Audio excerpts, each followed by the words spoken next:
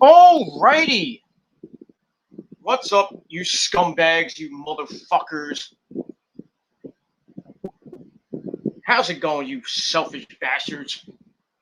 Peter Gilmore here for another video, my second video of the day, this time on the Peter Gilmore YouTube wrestling channel, youtube.com/Peter Gilmore. Thank you all for watching. Make sure you like the video, hit that subscribe button down below on this channel and all my other channels, which are down there, down in the description box. And that's all I gotta say about that. So, subscribe to my channels down below. Friend me on Facebook, follow me on Twitter and Instagram, and share this video all over the internet. And don't forget to tap that bell, turn on all my notifications so you never ever, baby, ever miss an upload. And that's all I gotta say about that. That's it. So that's all you gotta do. Like the video, dislike the video, I don't give a shit. Leave a comment in the chat or in after the video is done, and subscribe to my channels, follow me on social media and all that good shit. Share the video all over the internet. Don't forget to tap the bell, turn on all the notifications, and hopefully you'll get my videos. If not, well, blame YouTube. And that's it. All right, give me 1 second. I'll be right back.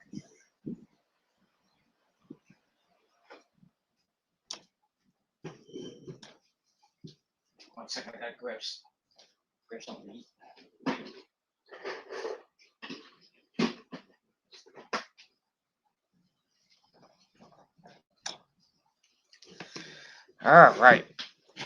All right, we are live and in color right here on youtube.com/Peter Gilmore. Thank you all for watching.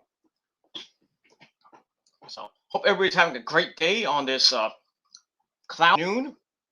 Kind of a little bit warm. It's like molten lava in my house as usual. I don't know why. I mean, it's like 76 degrees outside. It feels like 83 in my house. I don't know. Because the heat's on downstairs. I don't know what to do. I don't want to touch it, because if I touch it, then I'm going to have a big problem in the winter when the winter comes. So not going to do it. Not going to do it. And that's all I got to say about that. All right. Video number 2 on the day. Check out my last video on the Metal God 669 channel, where I talked about Ozzy Osbourne. Getting surgery, going in for surgery to fix his neck and his spine. So hopefully he has a the surgery is okay. It's a success, and the Ozman will be back on stage hopefully by next year as he starts his farewell tour in Europe. I think it starts in London. But we'll see what happens with that, and how the recovery process goes. Because probably take him the next 3 months to finish. Get into form and everything, and we'll see what happens with that. So my thoughts and prayers go out to Ozzy and his family, of course, Kelly, Sharon, Jack, Amy, and everybody else, all the fans as well. So let's pray for Ozzy. He has a speedy recovery, and that's all that matters, and that's all I gotta say about that. All right, but right now on video number 2 of the day, right here around 4 o'clock in the afternoon. Pretty like I said, pretty day here in the Northeast. It rained here last night. Kind of cloudy here today in Jersey. After a epic night last night at the Prudential Center in Newark, New Jersey. So 76 degrees outside. So hope you're having a great day. The weekend is just about here. Middle of September. The sun's gonna be going down at 7 o'clock. Probably by tomorrow. It will be actually at 7 o'clock. So as we roll into the month of October, the sun will be going down probably around 6:30, 6:45, and then by in a couple of weeks, right after Halloween, the sun will be going down around 5 o'clock. So the summer is officially in 6 days it'll be officially over. So this coming Wednesday, the summer will officially be over. So we had a pretty good summer, even though most of it was rainy. Then it wasn't really hot here in the Northeast. A couple of 90-degree days, not oppressively hot. Had a couple of storms here. We had the remnants of Ida, which caused a lot of destruction and everything. But other than that, pretty normal summer here in the Northeast. And you know, the pandemic was sort of, well, not the pandemic.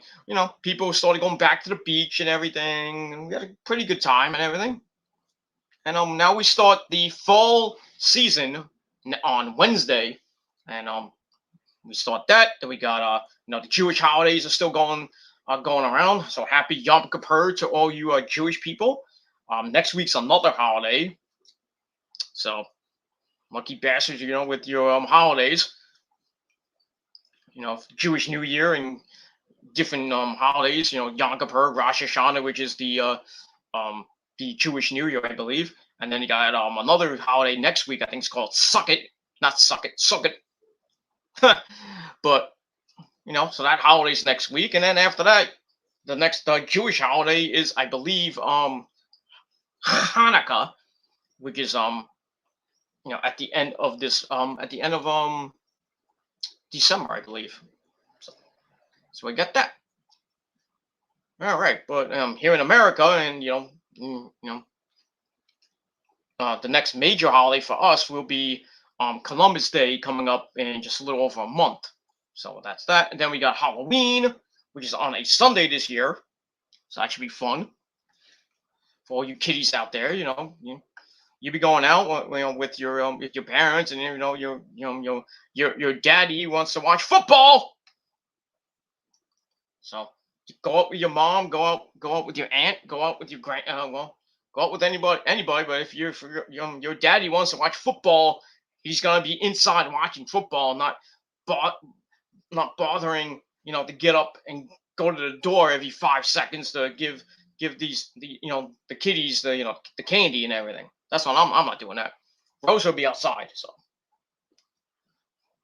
that's all I gotta say about that. I will be inside watching football, and that's all I gotta say about that. Yeah, so Halloween's coming up. Daylight savings time's coming up, where we fall back, so we go back an hour. And then Election Day, and then nobody cares about Election Day. They got Veterans Day, and then Thanksgiving coming up on November I believe the 24th or the 25th of November. And then we'll get through that. We got Black Friday, of course. And then we start the month of December. And then Ozzy's birthday. I got my uncle's birthday, Maria Brink's birthday, Chris Howard's birthday around the same week. My birthday on Christmas Eve, along with Lemmy's birthday. And then we finish off the year with New Year's Eve on Friday night, December the 31st, with Friday Night SmackDown. That should be pretty damn good. And then it ends about 10 o'clock. And then you got Rampage, which I believe will have a New Year's Eve show. I don't know if it's going to be taped or it's going to be live. I hope it's live, but most likely it'll be taped. So we have a taped New Year's Eve edition of Rampage.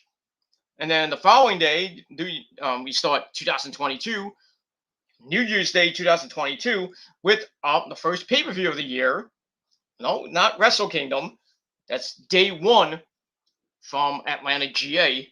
And then we got Wrestle Kingdom a couple of days after that, Wrestle Kingdom 16. That's all I got to say about that. All right, but anyway, so all that shit's coming down the pike, and that's all I got to say about that. All right, ladies and gentlemen, right now it is time. I hope you're sitting down. I hope you got a cold beverage or something to drink, and thank you for the free view, asshole. And that's pretty much it. Two people watching, 2 people in. Now it's 1. I don't know it's trolls. There it goes. I know who it is. Nick, Kid, and that those other failed trolls are basically all the same cowards. They can't come they can't come to a real city like Livingston, New Jersey, and do anything about it. So, and by the way, I fooled you. So, hope to see you in New York next week. That's all I gotta say about that. But anyway, it is time, ladies and gentlemen, for your late cough. Excuse me. It is time for your late and out of date AEW Dynamite review for September the 15th, 2021 from the Prudential Center in Newark, New Jersey. All right, we had a sold-out crowd at the Prudential Center, home of the New Jersey Devils, those pieces of shit. It is what it is. Hop, skip, and jump away from my house. And it is what it is, and that's it. Everybody thought I was going. I fooled you. All you haters thought I was going. I said, come on down. I'm right there. I'm in the parking lot. Fooled you. That's all I gotta say about that. All right, so got the neighbor outside, so I gotta be quiet. So I want to scream and yell. All right, so let's begin Dynamite. And Dynamite last night was so good. It's just so good. And another amazing show from AEW, coming off last week's 1.3 from Milwaukee. Oh, wait. Yeah. No, Cincinnati. I'm sorry. From Cincinnati last week, we go to Jersey this week. And like I said, this was one of the big shows coming up this month. Next week, we got a huge show. Dynamite and Rampage Grand Slam next week. And the cards for that show, those shows are just pay-per-view like shows. I think Dynamite might do its biggest rating ever. Forget 1.3. I think they might do 1.6. Because the card is just stacked next week. We've got a lot of stuff besides Malachi Black and Cody Rhodes and MJF and Brian Pillman Jr. We got a couple new matches for next week for Dynamite and Rampage. That should be pretty damn good if you're going to Arthur Ashe Stadium in Queens, New York City. So that's all good. That's all good. All right, so let's get into it. Let's not waste any more time because I'm hungry and I'm kind of tired. I'm kind of blah. I'm not feeling so good today. Just not a good day. That's all I got to say about that. What it's when you have a day off. But anyway, all right, let's begin.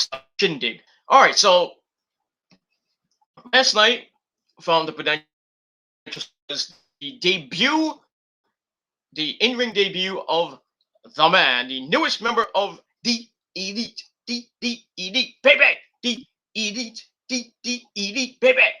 And that man is Adam Cole, baby. So he was going to make his in-ring debut against Frankie Kazarian. And we have some other stuff going on the show. We were going to hear from Bryan Danielson. He was going to talk about Kenny. And that's pretty much it. As this is the precursor, or I can't say the go home show, but the precursor to next week's Grand Slam event from Arthur Ashe Stadium in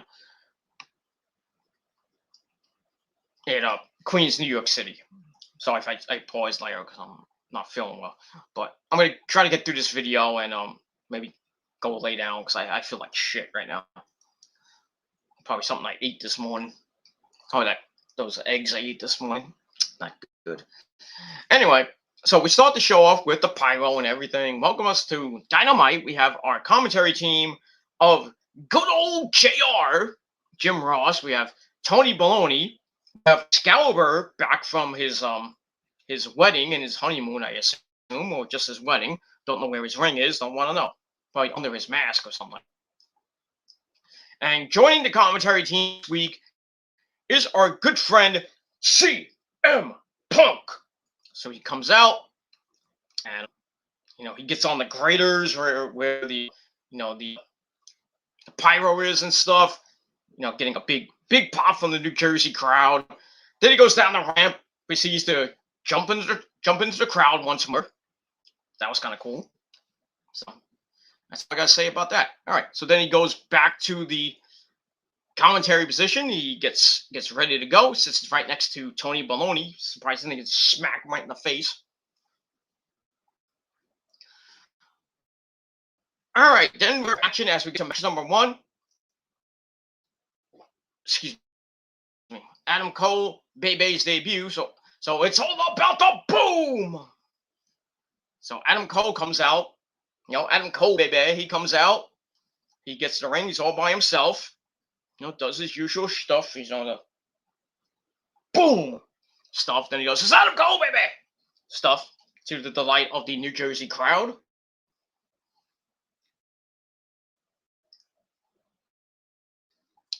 Does that. Then Frankie Kazarian's already in the ring. Well, he comes out, whatever. Blah, blah, blah. All right, so start off the match with the crowd chanting for Adam Cole, baby, because it's Adam Cole, baby. So Kazarian takes him over a couple times, so he's in control.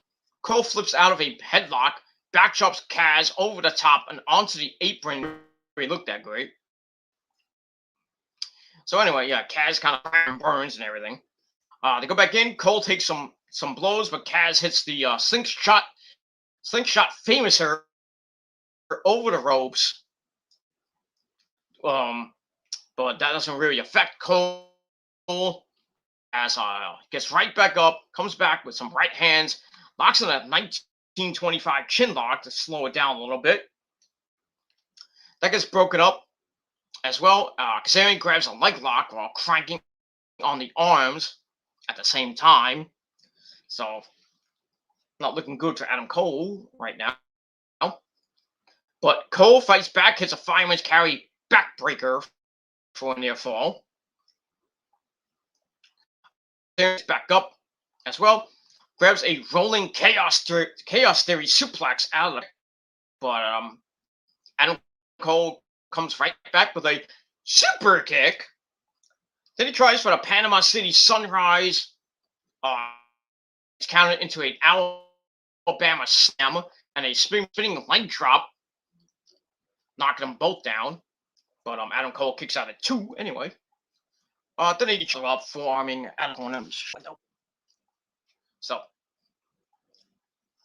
So they go at it. They forearm each other from their knees. Kaz getting the better of things.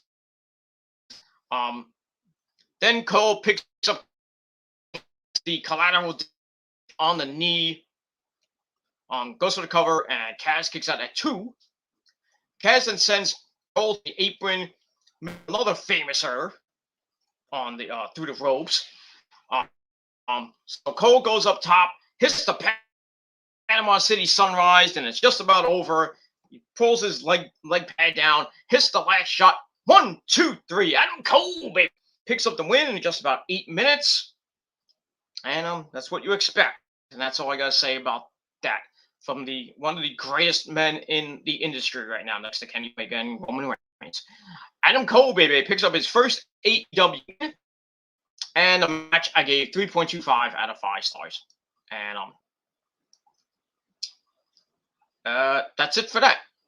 All right, after that, he gets on the mic, and it's story time with Adam Cole, baby. And everybody's excited, of course. He hasn't been around long, but there are 3 people who have gotten under his skin. Well, basically on his nerves. That would be Christian Cage, Luchasaurus, and Jungle Boy Jack of Jurassic Express. So he says, we're going to settle this next week on Rampage Grand Slam on next Friday night, September the 24th in Arthur Ashe Stadium. So it's going to be a 6-man tag team match pitting Christian Cage, Luchasaurus, and Boy Jack as they take the super click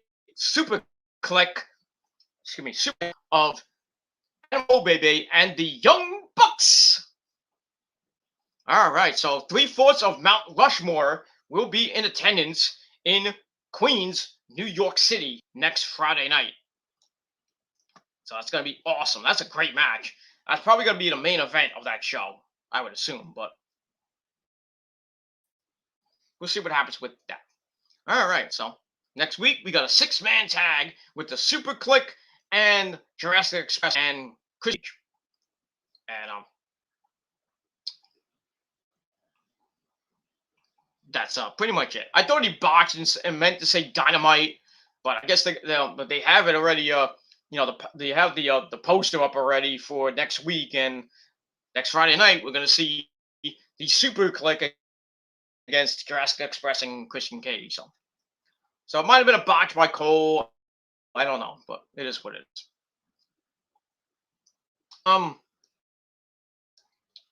Heard from okay, that's after. Okay, I thought it was after the. All right, so we get that. All right, then we see a video of the Lucha Brothers, the AEW Tag Team Champions, Rey Fenix and Pentagon Zero.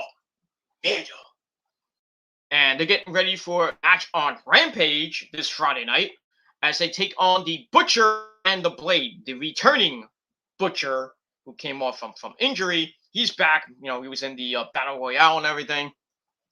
Actually, after not doing the not the Battle Royale. I'm sorry, the 10-man tag made his return and beat the crap out of everybody.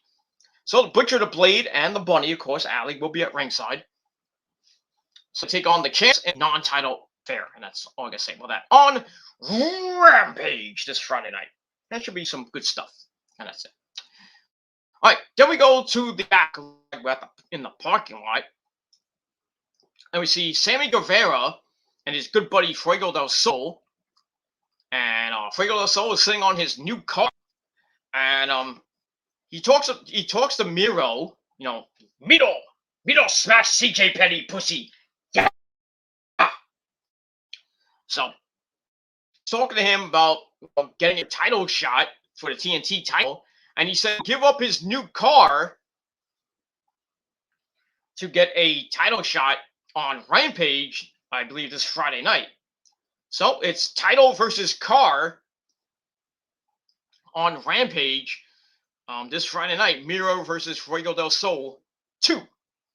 And let's say about that. There's no way Fuego del Sol is winning that title. There's no way in hell. So say goodbye to your new. And that's it. Looks like Miro is gonna give Lana more than a present. You know what I mean? He's gonna win the match, give Lana this new car, and once again. I mean, it is what it is, and that's all I gotta say about that. It's good to be Lana, I guess. Getting the vitamins front ways and anally, if you know what I mean. Lucky her. That's all I'll say about that. And we move on from there. So I get this segment 2.25 out of 5. All right, go to the ring where we hear the music of our least favorite friend, Maxwell Jacob Fartknocker. So so he comes out with Wardlow to a real, and man, this guy is a prick. This guy really is a prick. I'm sorry, a humongous prick with a tiny little micro dick. But you knew that already, and that's it. So anyway, so MJF comes out for a chat. He says he doesn't like being in New Jersey because this place is horrible. Well, where you live is too, an island, but it is what it is. So anyway, we hear about various people from New Jersey suck harder than. Don't want to know. Then we're gonna move on. He talks about the devil sucking. We know the devil suck, but it is what it is. Then the fans are telling him to shut the up, but MJ's like, I don't care. Then he really goes into heel mode, and he says, I'm the salt of the earth. I'm a religious man. Therefore, I'm going to have a conversation with the late, great loose cannon, Brian Pillman. So he's like, Mr. Pillman, sir. And he's like, oh, who am I kidding? Mr. Pillman, we need to have a talk. He's looking up at heaven. Then he's like, oh, fuck, I forgot. He's in hell. So he's looking down at the canvas and like basically thinking that Brian Pillman's in hell. And basically,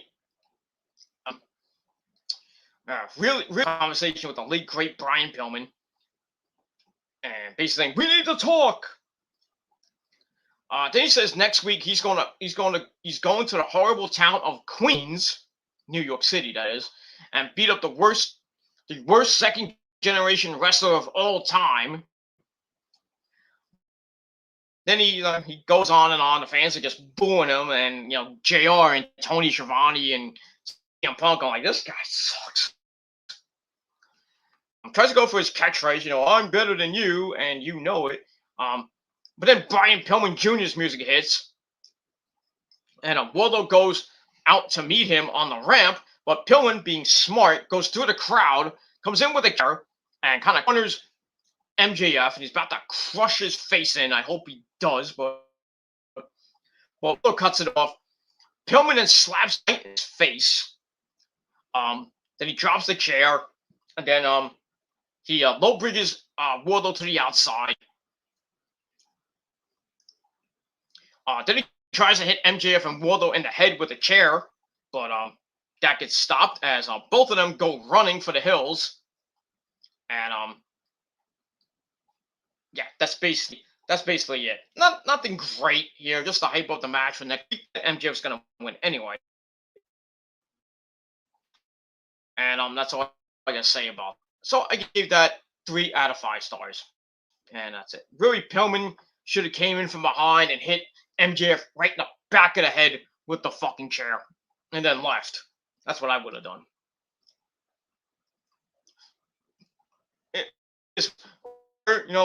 We should have cut the lights and have what they did in ECW when the lights went out and then the lights came on and Pillman's like this, standing with his cane, and everybody's going nuts. They could have had Brian Pillman Jr. do something just exactly like that, same vest that Brian Pillman wore in ECW. Did the whole thing with the cane, the crowd's going nuts.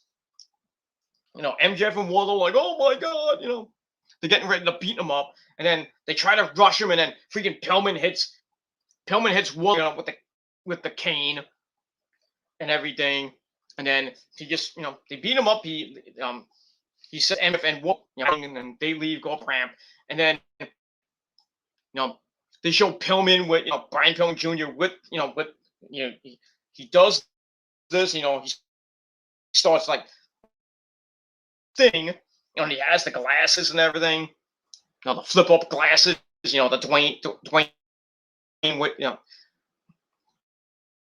Dwayne Wayne glasses and everything, just like Pillman did back in ECW.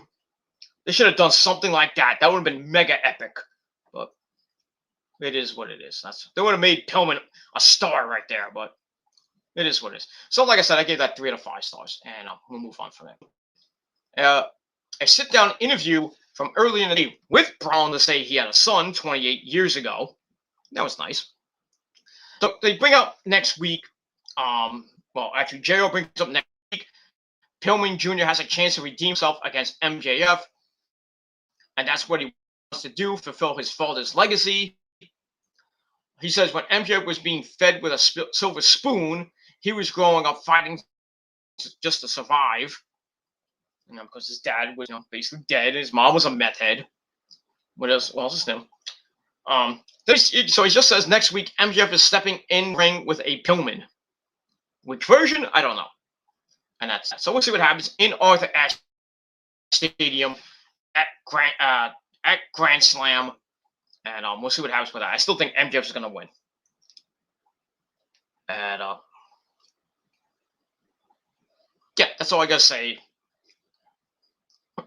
about that, and we'll move on from there. All right, there we go. Backstage with Alex Marvez, Page, and Luchasaurus and Jungle Boy Jack, and that little runt Marco Stunt. They accept the challenge for Rampage, So that's next Friday. And basically Christian Cage tells Adam Cole, says, well, um, you know, the Bucks took you out of developmental, meaning NXT, and you really lost the Wednesday, one Wednesday night war, and then on next Friday night you're gonna lose another war. So kind of a little punch to the gut from Christian to Adam Cole, baby. So I gave that 3 out of 5 stars as well, and we'll move on from there, and that's it. All right. After that, we go to match number 2: Dante Martin and Matt Sydal teaming up FTR with Lee Blanchard at ringside. Wasn't much of a match, just about a 9-minute match between Dax Harwood and Cash Wheeler and everybody. It was an okay match. Yeah. That too. So starting with Dax Harwood down the start. He drives Martin into the corner without much effort. So that's Harwood, I should say. Martin set outside some big shots from Wheeler, including setting him into the ring post pretty hard. They go back in. We get lock. Rocks Martin a little bit. And a 1925 chin lock. Hold on 1 second. Got something in my teeth.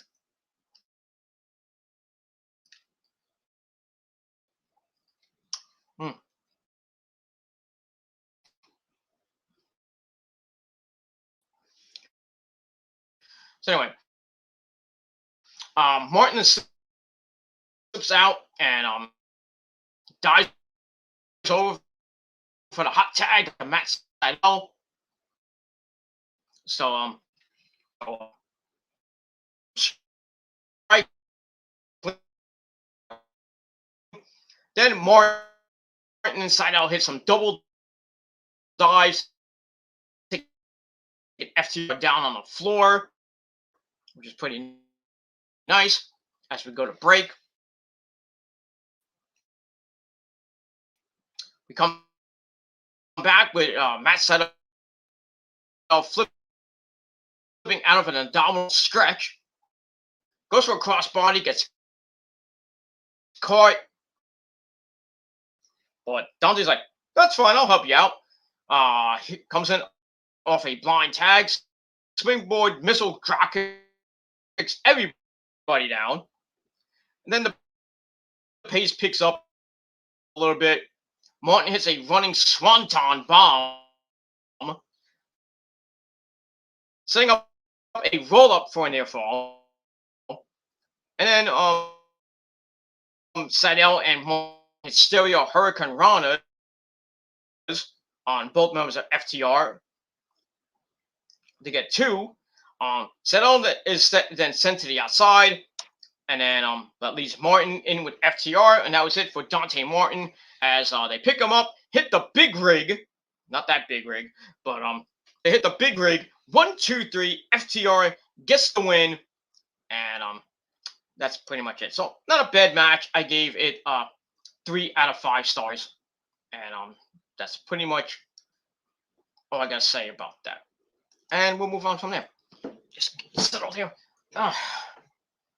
So we go to commentary, and they're talking about the Suzuki incident from last week in Cincinnati, where Minoru Suzuki made his AEW debut against Moxley, and they cut his epic theme song short because of Moxley. So that's why they're calling it the Suzuki incident. And CM Punk's praising him up the wazoo, basically saying Suzuki's not happy about his music getting cut off. So yeah, so he's pissed. Now I would not be anybody who wants to get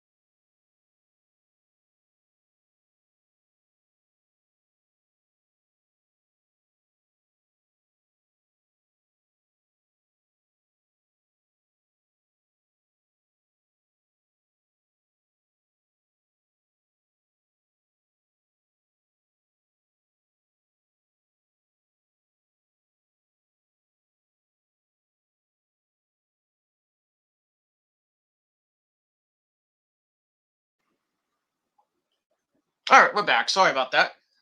The Once again, the last as last night happened. I do a fucking video and the fucking computer goes wacky. I think my connection, and then just took the mic off, and now the camera went off for a little bit. But thankfully, we're back. Hopefully, I'll have to check it later. If not, then I wasted 42 minutes. So I don't know, but I have the symbol is right on my thing. So we'll see what happens with that. So anyway, like I said, before the microphone cut off, you know, like I said, Rosario Dawson, climbed on Tommy End's back, and then Cody starts coming down from the crowd and everything, and then Malachi Black kind of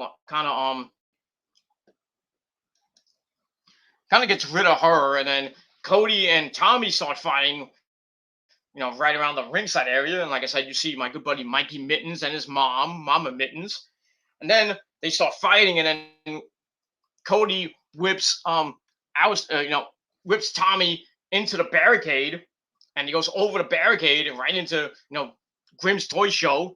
Dave and his fat girlfriend Quarantina. She gets knocked down. Well, it sucks to be her. That's all I gotta say about that. And then they start fighting in that area where Grimm is, and then Grimm's like, trying to get his 2 cents in, fighting everything. Of course, he's a piece of shit backyard wrestler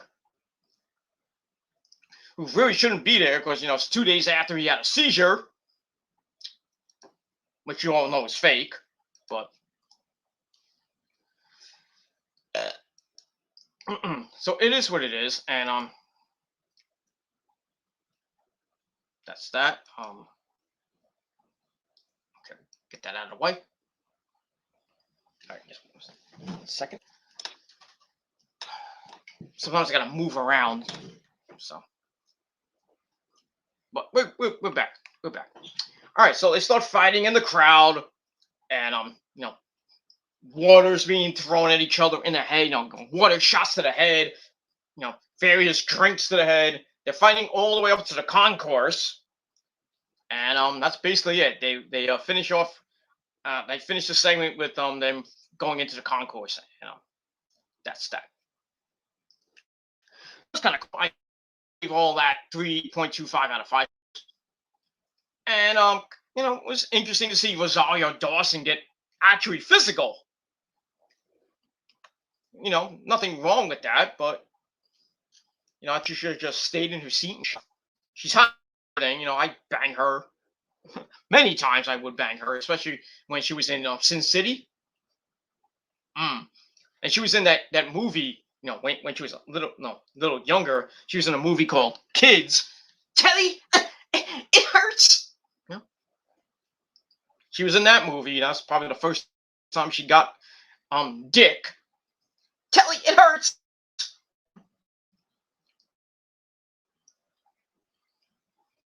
It is what it is. But Rosario Dawson is a great actress. Hot piece of ass, too. And that's all I got to say about that. And we'll move on. So, just the hype is back. Now, the hype Malachi Black, Cody 2 in New York, which I would think co-main event next week, because next week is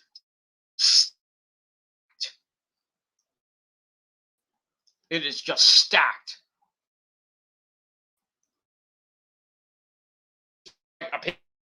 Next week, free pay-per-view next week. It's just awesome. That's in New York City, and can't wait to see that. That's all I got to say about that. So, like I said, I gave that rating 5 stars. and that's that. They didn't really need Rosario Dawson, but I get it because they had, because of distraction and everything. She was a guest of Cody and guest of Tony Khan,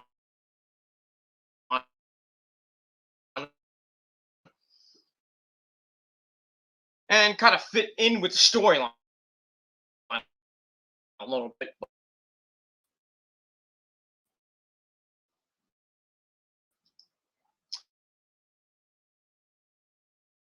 It, it is what it is, and that's that. All right. After that, we go to um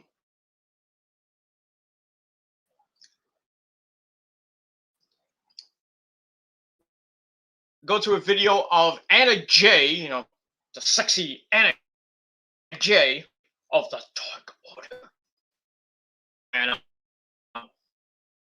basically, then we Allie, the bunny. She's not happy with her being coming back about a week or two ago. And getting involved in her and Penelope Ford's business. With Ty Conti, with Tage. So Bunny isn't happy with Anna being back because Anna. So that's that. I think that they had I think Anna had a match on Dark Tuesday night. She won that obviously Friday night with them, but we'll see what happens with that. All right, excuse me. so so we'll see what happens with Anna J, Ty Conti, and the Bunny, and maybe Penelope Ford as well. And move on. Speaking of Anna J, we right to another segment. By the way, I gave that segment 2.25 out of 5 stars. There we go to the back where we see the Dark Order, and they're in the back.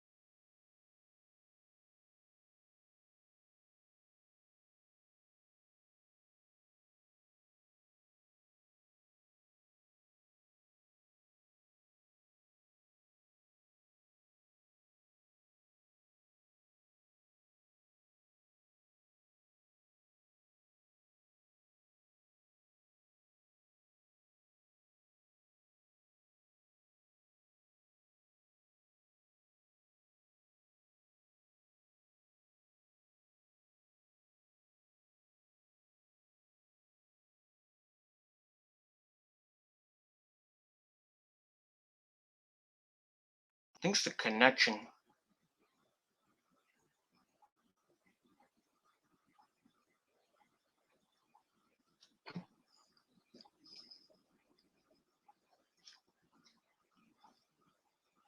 Are we live? Don't tell me. Don't tell me this thing's fucked up again. I know Nick's in the chat, but he's saying the audio's gone again. What else is fucking new with this fucking computer? I don't understand why the audio is out. If the mic is right, I mean the icon is on.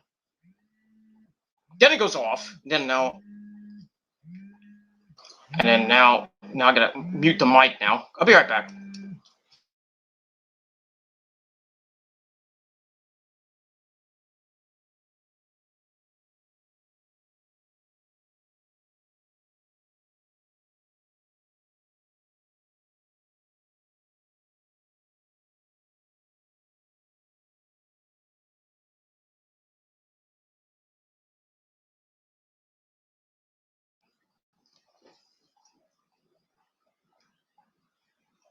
All right, we're back. I think we're back. Are we back? I don't know. So, Nick says that we're back. We don't. Nick says that we're back. Yeah, I hear it on my phone now.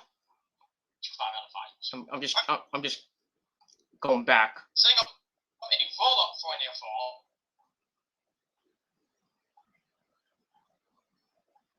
Yeah, I apologize. The mic cut out like about 10 minutes ago. I didn't even realize it. Say about that. But then it comes back. And then they stop. Yeah, I think it goes in and out for some odd reason. And kind of fit in. So you can hear it, so.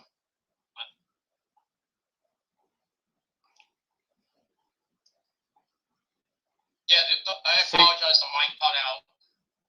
So. It is what it is. I really don't know why that's happening. I mean, it happened last night, and it's happening now. So, well, thankfully it didn't happen. The second time when I did the NXT video. What was I saying? I forgot.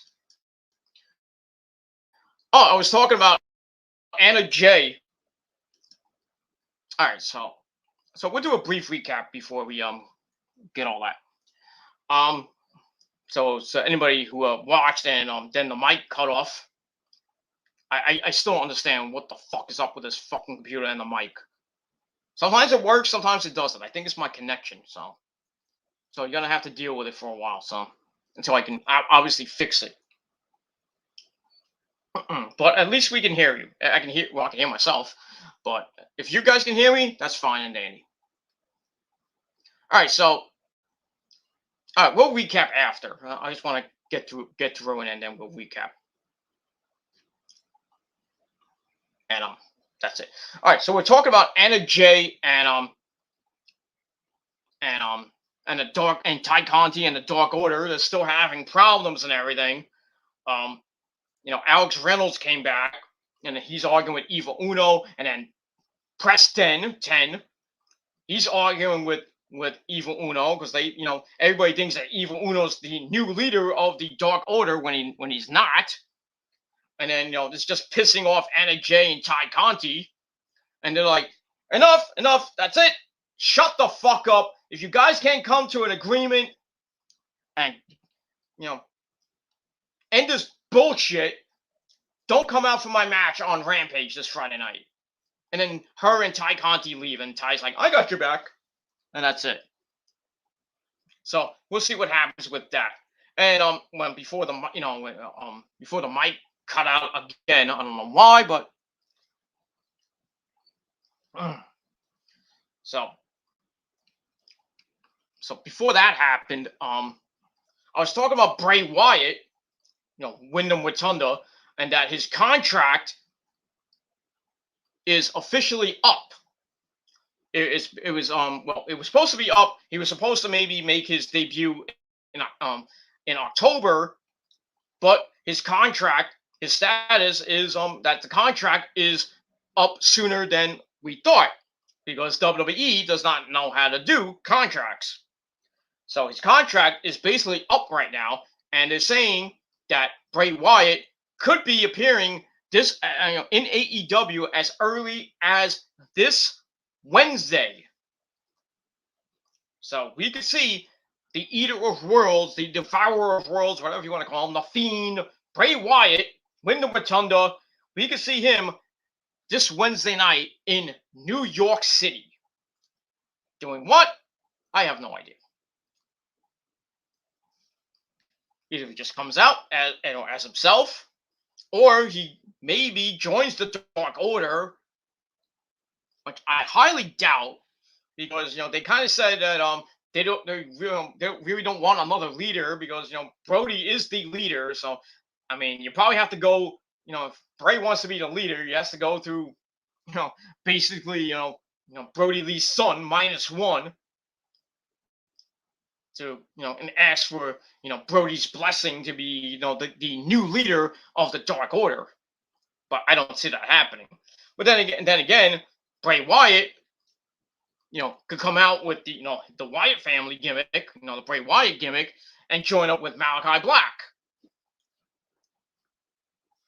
Or I mean, we'll see what happens with that, and that's all I gotta say about that. So we get that. So we're gonna get I think it's Anna Jay.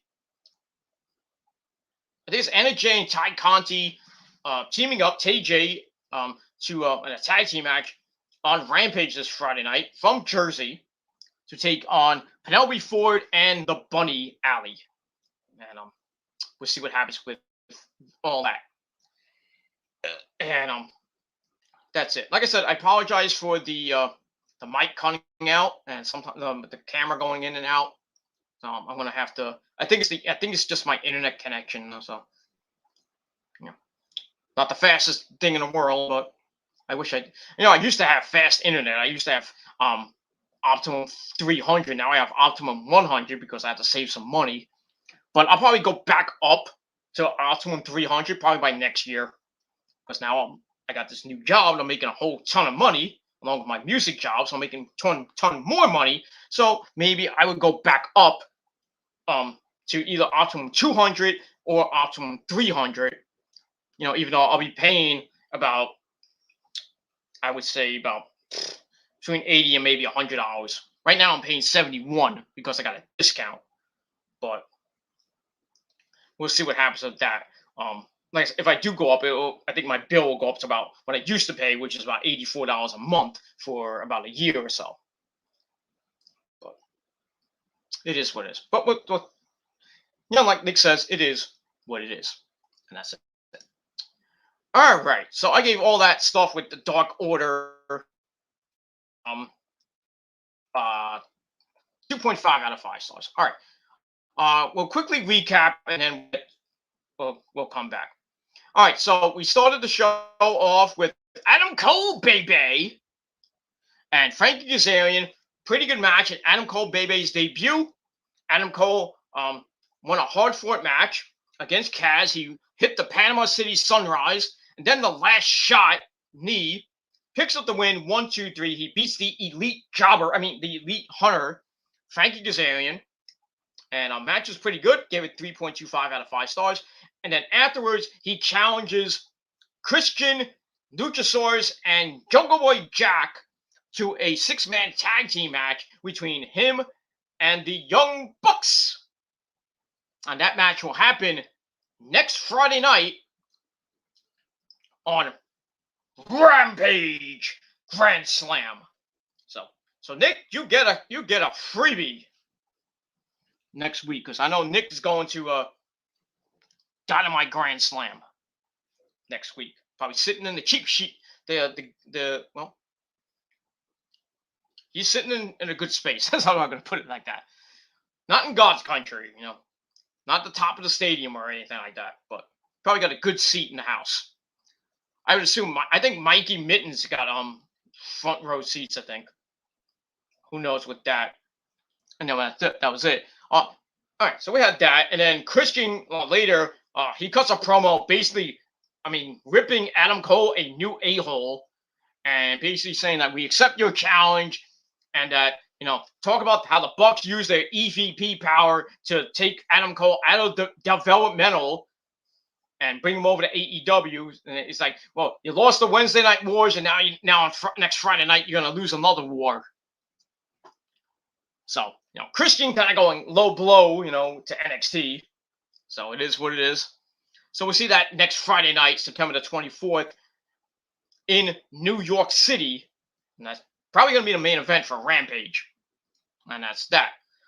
And then we had MJF come out with Wardlow, getting humongous heel heat. He goes over the line and starts talking about the late great loose cannon Brian Pillman. He's going like, Mr. Pillman, who am I kidding? Mr. Pillman, we need to talk. Kind of getting the heat that Brian Pillman is, burning in hell and everything. Then he brings up, his, Brian Pillman's mom, well, Brian Pillman Jr.'s mom, Melanie, still calling her Methany, and blah, blah, blah. He mentions the match next week. He's going to, I'm the salt of the earth. I'm going to kick your ass. And then Brian Pillman Jr.'s music hits. Wardlow goes out to, to greet him and everything. Thinks he's coming down the ramp. But then Brian Pillman Jr. is smart. Comes to the crowd with a chair and almost tries to cave MJF's face in. But then Wardlow comes from behind and stops that. And Brian Pillman Jr. slaps Wardlow in his face. And then Wardlow gets pissed, tries to run at Pillman. Pillman low bridges him. He goes over the ropes. And then MJF gets on the apron, and Pillman picks up the chair and almost caves in MJF's head, but luckily MJF got out of dodge pretty quick, and that was pretty much it. So, Brian Pillman Jr. gets the a little bit of little revenge, but that match is now official for next week on Dynamite Grand Slam, and I think we all know who's going to win that match, and that's going to be MJF, unless something happens we don't know. So, I would love for Brian Pillman to shock the world and beat MJF. But I just don't think it's going to happen. Unless they dig up the bones and, the skeleton of, Brian Pillman Sr. comes out. And he hits him with a crossbody Ibaka or something like that. But it just felt like he came out and it just looked really bad. He's like, he just came out and was like, yeah, look at me, I'm Brian Pillman. Come on, fans, I'm going to cave his head in. What they should have done was turn the lights off as soon as MJF was talking bad about Brian Pillman Sr. The lights should have cut out, right?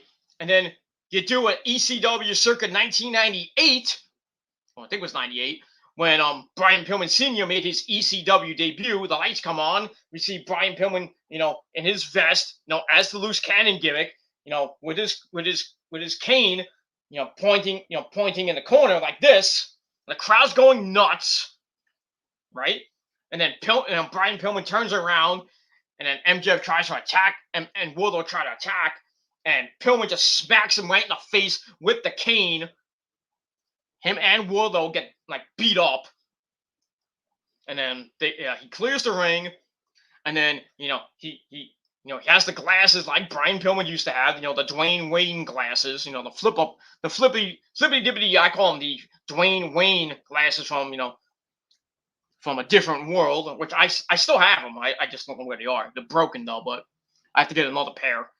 Anybody knows where I can get a pair of those kind of glasses, just hit me up on social media where I can get one of those glasses. I need another pair so bad. I call them the Ozzy glasses, but Ozzy has his own glasses, which I call the Ozzy glasses / the John Lennon glasses, which I have a couple pairs. I don't know where they are anymore, but I have some of them. But I mean, the only glasses I have now, the sunglasses I have, is this, which I got from Shake Shack. I have my In This Moment glasses somewhere, and then Rosa got me a couple of new ones. look pretty damn good. I mean, they look like Gucci style sunglasses. So for all you people that say I don't get shit, I look like a bum, that I need new clothes and everything, I don't wear, the good stuff when I do my show, but when I go out with the missus, I look good. I wear the finest expensive clothes that money can buy. And that's pretty much it.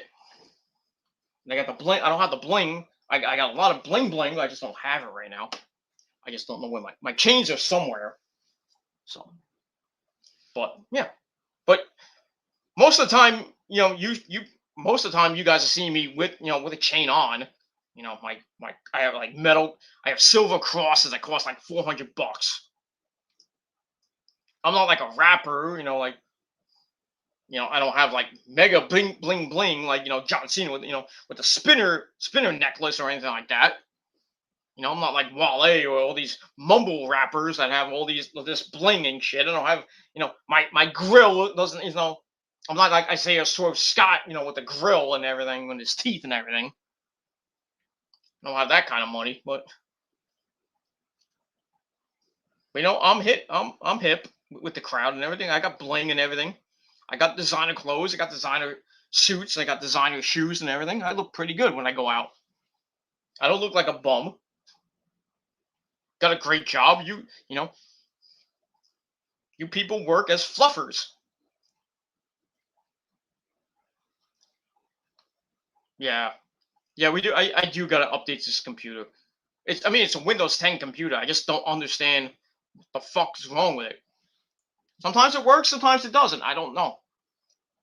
So, did my mic go out again? I probably think now that if you said that, Nick, that my mic went out again. So,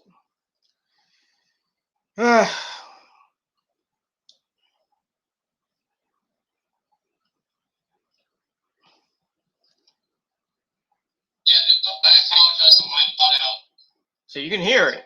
I'm checking like every second, so sorry about the volume. You can hear it. I'm checking like every second, so yeah, the volume. Sorry about that. Sorry about that. Yeah, it's the connection. It's just the you know. I think I think what I did, I moved the desk over a little bit because I have the desk here and my TV's right here, and I have the my connections to my router and my modem like right next to it, and I have an open space. So, but I think it probably is my connection. Like I said, I went down from in speed, so maybe it's that, or it just needs to be updated. And I really updated it a million times, so maybe it's just I think it has a virus. But the problem is, I can't really fix it, and I can't really bring this to a tech because the tech that I used to go to is gone. So now I have to go. I have to go go into town and go find another tech guy. But or I just have to find my laptop in my closet. I don't know where it is. And I can dig it up. But my laptop is Windows 8.1.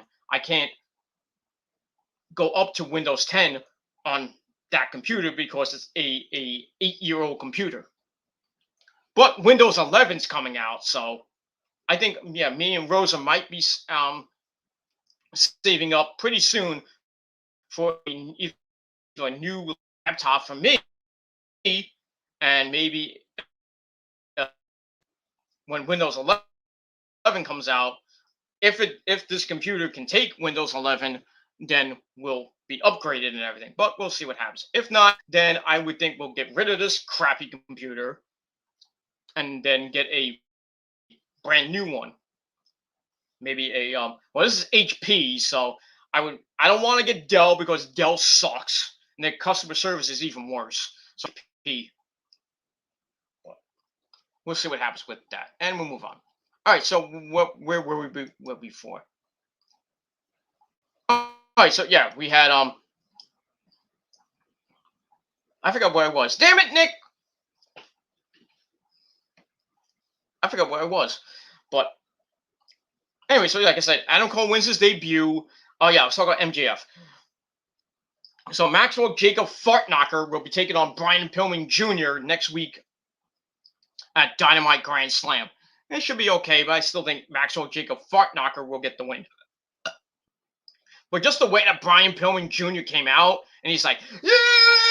Come on! I got a chair! I'm gonna bash his head in." Should have went ECW '98. I just had Brian Pillman Jr. come out like his dad and just with the whole gimmick, the whole loose cannon gimmick. I'll tell you right now, the crowd would have went berserk for that if he would have came out, with the loose cannon jacket, the glasses, the cane, and everything.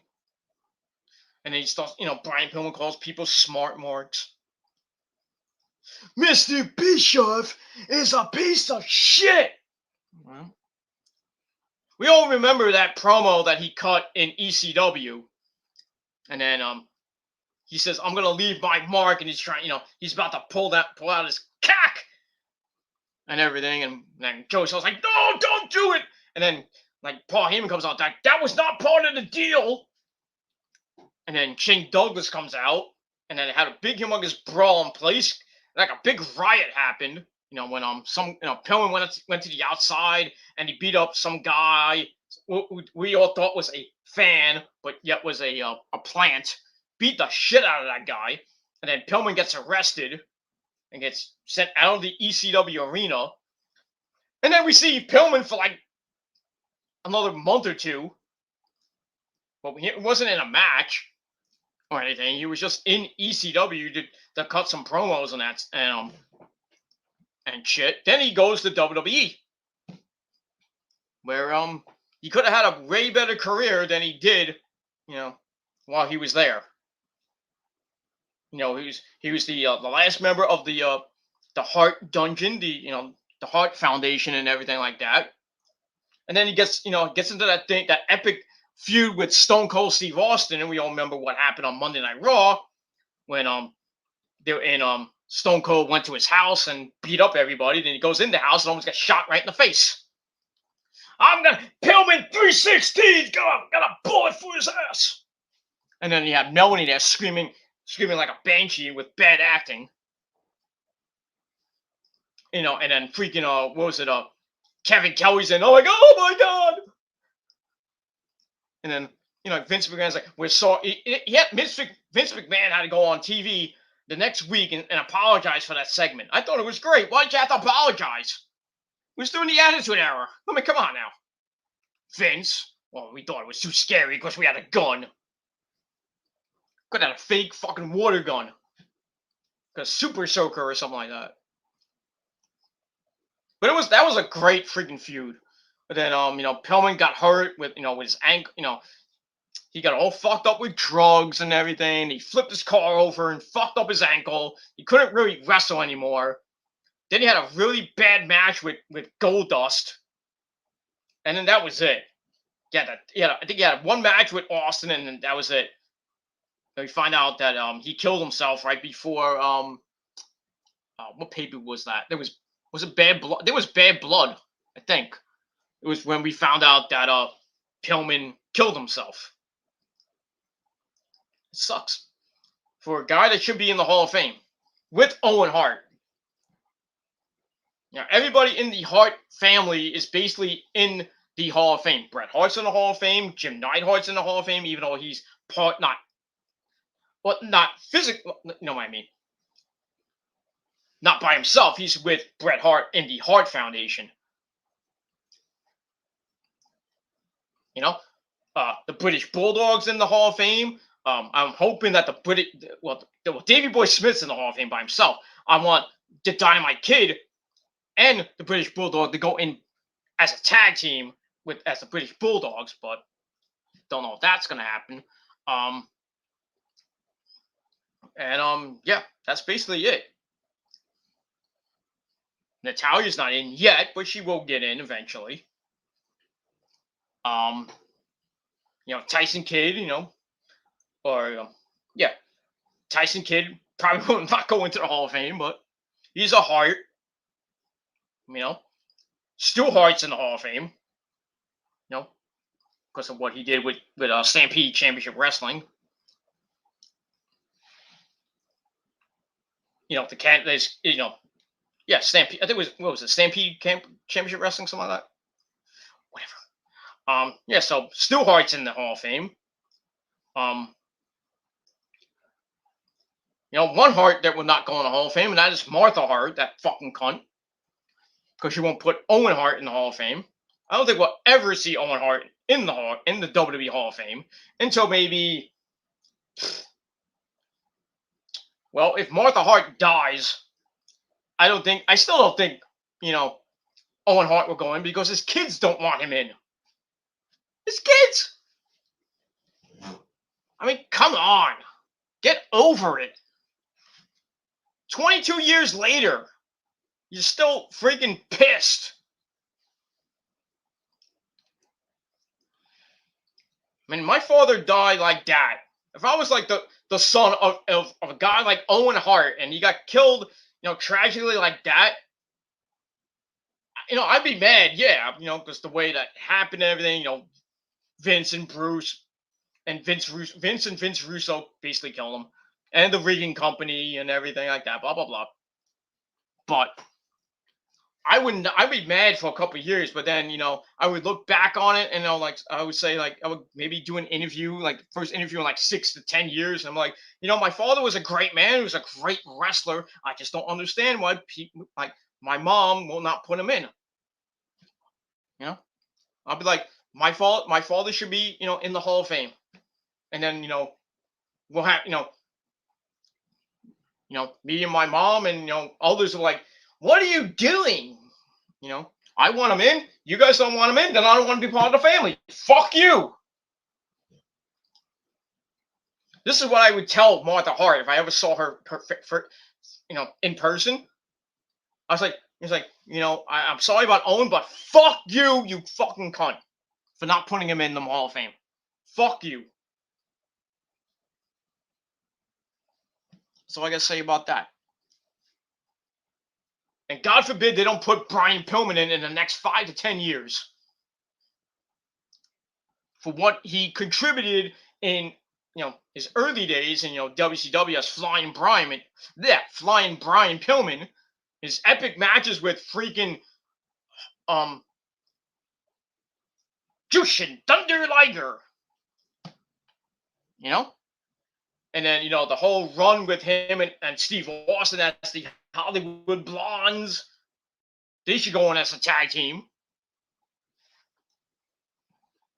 But yeah, if Brian Pillman does go in the Hall of Fame, you know that Stone Cold Steve Austin will be the one to induct him. Because I doubt it will be Brian Pillman Jr. Because you know how Vince won't have his son, induct his dad.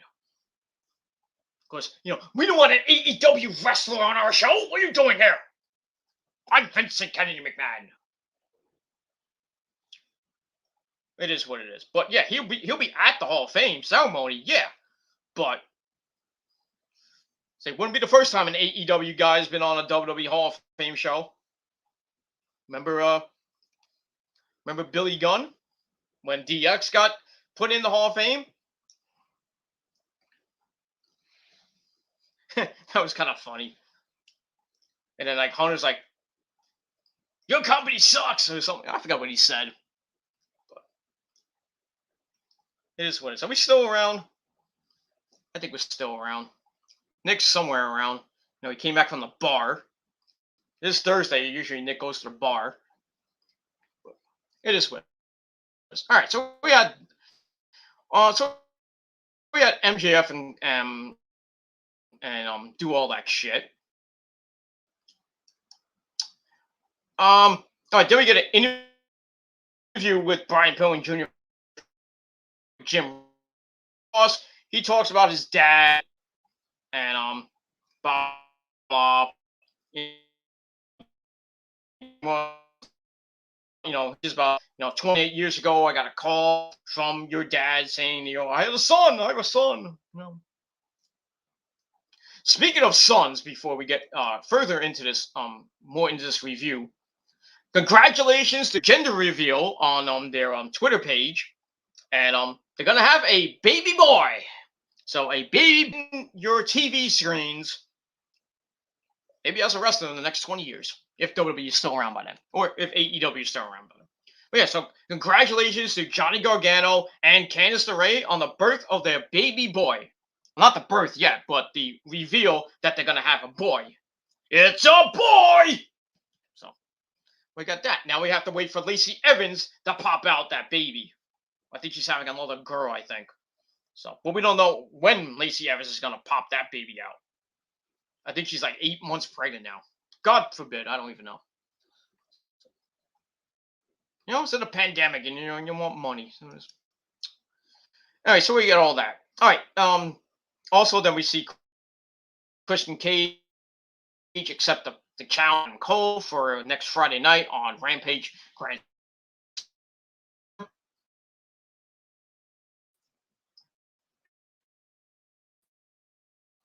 Good shit. All right. Then Marion and Matt Sydal taking on FTR. FTR gets the win after they hit Martin with the big rig.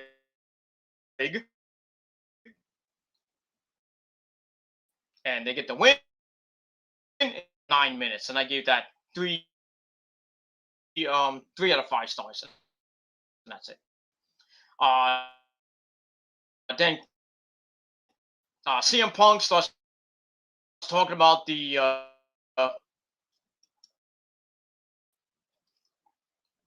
Suzuki-gun incident.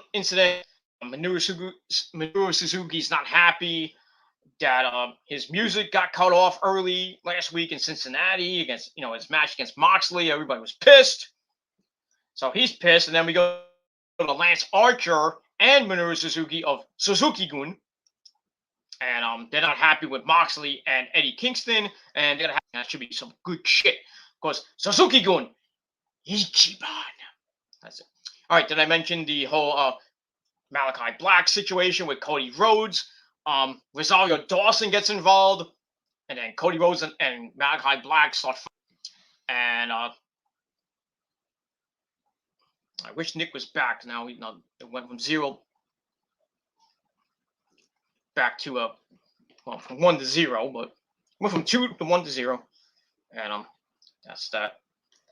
So I gotta check every like 5 seconds on. So cut that off. Just gotta make sure. 1 to 0, but went from 2 to 1 to 0. All right, we're good. Still good. All right, shut up now. The messed up mic and messed up connection to my computer, but I will hopefully be fixing it later tonight and hopefully this weekend, so we don't have this problem again. And that's all I gotta say about that. Maybe I'll move the desk a little bit further in. I'll do something where I can actually get a better connection, but it is what it is. All right, so we had like I said, Malachi Black and Cody throws Malachi Black into the audience, hits Grim Toy Show's wife, soon-to-be wife, Quarantina. She goes down like a ton of brick because she's fat. And then we see, Dave, Mr. Grim, Cody's beating up Malachi Black, and he's like, "Oh, I'm gonna join in." Boom, boom, boom, boom. Should've got fucking arrested, that fat fuck. But I digress. And then they fight in the stands, and they go up to the concession area, and then that's it. So just some hype going into their match next week on Grand Slam, which may be the main event or may not be the main event. But it's the whole card next week is stacked, so that's all I gotta say about that. So like I said, I gave that 3.5 out of 5 stars. Then I mentioned, now we're coming back to what we were talking about before the mic cut out. So we had the Bunny talking about Anna Jay and Conti. She's not happy with Anna Jay getting in her business. So that's leading into their match on Friday on Rampage. And then we see Anna Jay and the Dark Order and everything. They're still, the Dark Order is still at odds. Anna Jay's like, I've had enough of this. If you can't get it together, then don't come out for my match. Don't have my back in my match on Friday on Rampage. So that's that. They leave. Her and Ty Conti leave, and basically the segment ends, and that's it. So we'll see what happens with that. And then, like the rumor I said of Bray Wyatt possibly being the new leader of the Dark Order because his contract is now up, and he could be appearing at Dynamite Grand Slam on AEW Dynamite as early as this Wednesday. So might have some surprises on Wednesday with that big pay-per-view style show that we're gonna see this Wednesday night in New York City. I can't wait for that. It's gonna be epic. And Nick's going to have a good time. That's all I'm going to say about that. All right. Now we're going to get back into this. I'm going to finish this thing off really quickly. I didn't want to go as long as 2 hours. We're already at an hour and a half, and I'm not going to have much time left on my streams coming up. But we'll see what happens with that. All right, so we got Dan Lambert of America's Top Team playing with a couple of MMA gotchicks. We had people. We also had end of the year Ethan Page in there. Lambert's he's complaining. I'm like, shut the fuck up, you piece of shit. So he's complaining about the fans being small men and large women. He said the fans were chanting for a wrestler doing 6 super kicks, climbing up the top of the arena and diving off through a whole bunch of tables onto a guy's lifeless body. Blah, blah, blah. Just complaining like a fucking bitch. And then we hear the music of Judas and Chris Jericho, the demo champion, comes out. Nick Hager, where the other guys were. We saw Sammy Guevara in the back with Fuego del Sol. He wants to give his car to Miro on Friday night. Why not? Go ahead. Title for car match on Friday night on Rampage for the TNT title, and if Fuego loses, he loses his car. Dumbass. So Jericho and Hager come out, and no sign of Santana and Ortiz this week. So 2 members of the Inner Circle come out. So the fans are starting to chant, starting to sing, Judas, and Lamb was like, "Shut that shit off! Everybody knows the words because I'm looking at it on their phone." And so sing a cappella. They finished as we hear Excalibur list off all the MMA fighters in the ring with Dan Lambert. One of them, like I said, was Paige Van Zandt. So then Jericho calls Lambert a fat-faced dipshit. And he's like, "Oh, that's a good song." It's like, "Wait, let's go sing." He's like, "So since you shut the fans up for singing, let's sing a song." Fat dipshit, yeah. Fat face dipshit, yeah. That was funny as fuck. I loved it. So Lambert can't believe Jericho's out here to defend the fans, but he is the master manipulator around this company. Yeah, right. He starts insulting Jericho and the Fozzy fans. Like, you want to, and then Jericho's like, "You guys get an allowance?" "No, you idiot. We got jobs." Most of us have jobs, coming on YouTube every day, 2 or 3 times a day, with your bald head and your tiny little cock, trying to get, fake views and fake subs, and you have fake ass fuck people on your fucking show who try to steal your thunder and run your show into the ground. That's the losers who have no job, my friends, and who get an allowance from their mama. You know.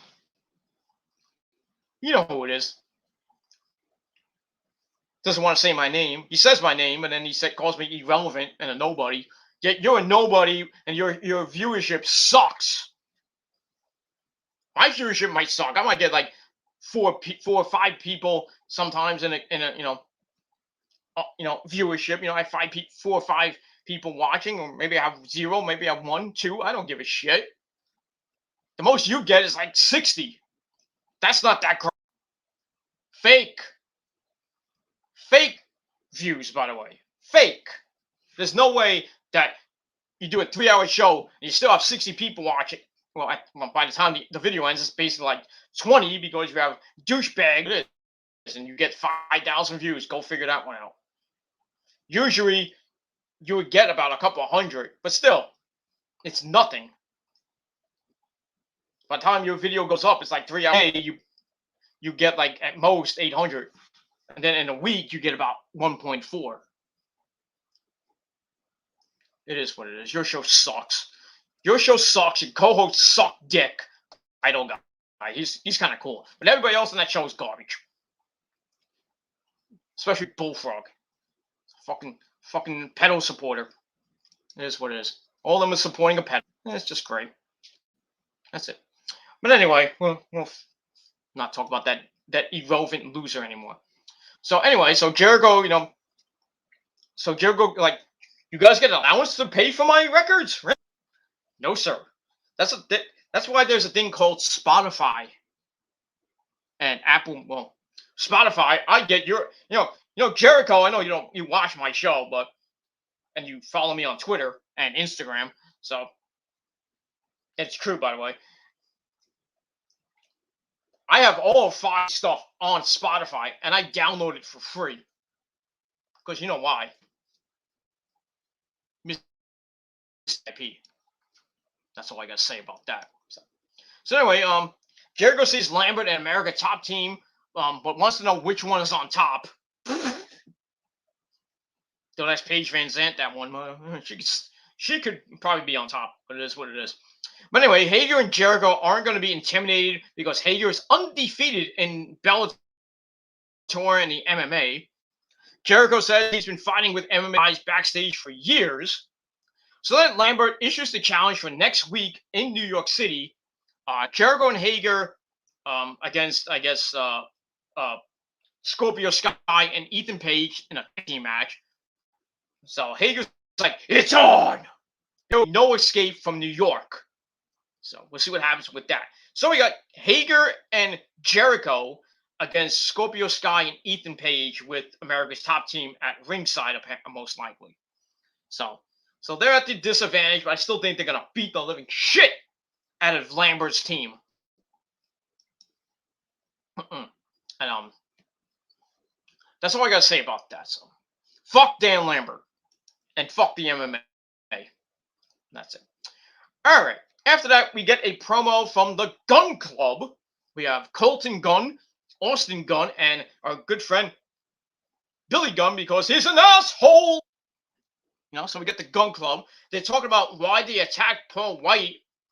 What was that? 2 weeks ago, before All Out and everything. And the match where Paul White just obliterated QT Marshall. Blah, blah, blah. So basically, they say they are undefeated around these parts, but now wins and losses don't matter in AEW. Apparently they don't, because the whole the ranking system is just whack. It's out of whack. So anyway, they say respect will be earned one way or another, and if anyone has a problem with that, do something about it. Basically, what I tell my haters is like, you want to earn my respect. And if you have a problem with me, then come to Jersey and do something about it. But nobody has, and nobody ever will. And by the time I move to Florida, nobody will be coming to Florida. So you can all go fuck yourselves. Plain and simple. A bald-headed bastard, his little butt buddy subscribers, a little bitch named Nick, a little bitch named Eddie, another bitch who made a fake account using my face. By the way, that's impersonation, and you got reported, so your channel's going bye-bye. and then a little 13-year-old piss ant. So they want to talk that good shit. I guess like come over to Jersey, try to do something about it. Oh, but you're gonna call the cops and this and that. I'm not gonna come. Well, then you're a pussy. Then don't talk shit. Just shut the fuck up and accept it. Accept my brilliance and my epicness. That's why I am the face of this fucking website. And you're Universal Heavyweight Champion, and you're God of Extreme, and Mr. VIP. And if you can't handle that, then get the fuck off YouTube. Like I said, try to do something about it. But you're not, because you're a bunch of fucking cowards. I'm not a coward. I don't need fucking cops. Who says I need cops to fight you guys? I might lose the fight, but I'll still win the war. That's all I gotta say about that. And Nick will back me up, and basically my entire freaking prophecy will destroy you. And plus my extended family and friends. That's all I gotta say about that. You might think I have no friends, I have no family, you know. I have no real friends and everything. I talk out of my ass, I look like a bum, I have no job. I have dementia, which you can't prove. I'm still waiting for a doctor's note to say I have dementia. So it is what it is. So all I gotta say to you is suck my dick and fuck you, man. Because you're not gonna do anything. So you're not. You're not gonna come down to Jersey and do shit. It is what it is. You're not gonna come down. If I'm ever in New York, you're not gonna come down and do shit either. It's like I said to that bald-headed bastard 6 years ago, one shot, done. I'll give you the first shot, but if you miss, you're done. You miss, you're done. I'll just have to hit the Gilmore cutter and you're done. I'll just put you in an ambulance and send you to the hospital. And you try to get the cops after me, saying, "Oh, they beat me up and everything." It's like, you have no proof. There's no proof. There's no video. And I'll just tell the cops I was in self-defense, and I'll show all the freaking proof I have of what you've been, all the proof. Because I saved everything. I saved the videos. I saved everything. You might have done the same thing, but still, my word against yours. So, and I always win. So I'm not going to jail. You will be for cyber harassing me. Because you started the war. I finish the war. Like I finish with your girlfriend and your mom. So I start and I finish. Because they love the vitamins and the milk. And that's all I got to say about that. All right, enough about those idiots. All right, so the gun club is still a thing. If you feel like caring about that. So we'll see what happens with those three boys, and that's it. And we move on. All right, then we go back to the arena in New Jersey with our next match. We have ladies action, women's action. We have that bitch Jade Cargill coming out with Smart Mark Sterling, and she's going to be taking on Layla Hirsch. And this came about during the Battle Royale. Also during Dark, on Tuesday night, they had a little tussle that had to get broken up by the referees. So they come out, have a 6-minute match. Wasn't anything to write home about. Hirsch was billed from New Jersey, even though she's from Moscow. They just said she was from Hillsborough, New Jersey. I have no idea what the fuck that is. But probably somewhere in the middle of New Jersey. The shithole, well, the middle of New Jersey, which is the bad part. But it is what it is. Because I live in northern New Jersey. Anyway, so she comes out, and right from the get-go, sends Jade outside and dives on the Smart Mark Sterling. They go back in. Layla hits some knees in the corner, sets up a slingshot drop kick. Brilliant. Jade has to counter a cross arm breaker. As we go to break, we come back. Jade fights out of a choke, but gets German suplexed down for a near fall. So Layla really gave her a run for her money as Jade bails to the floor, gets taken down again by a dive by Miss Layla Hurt.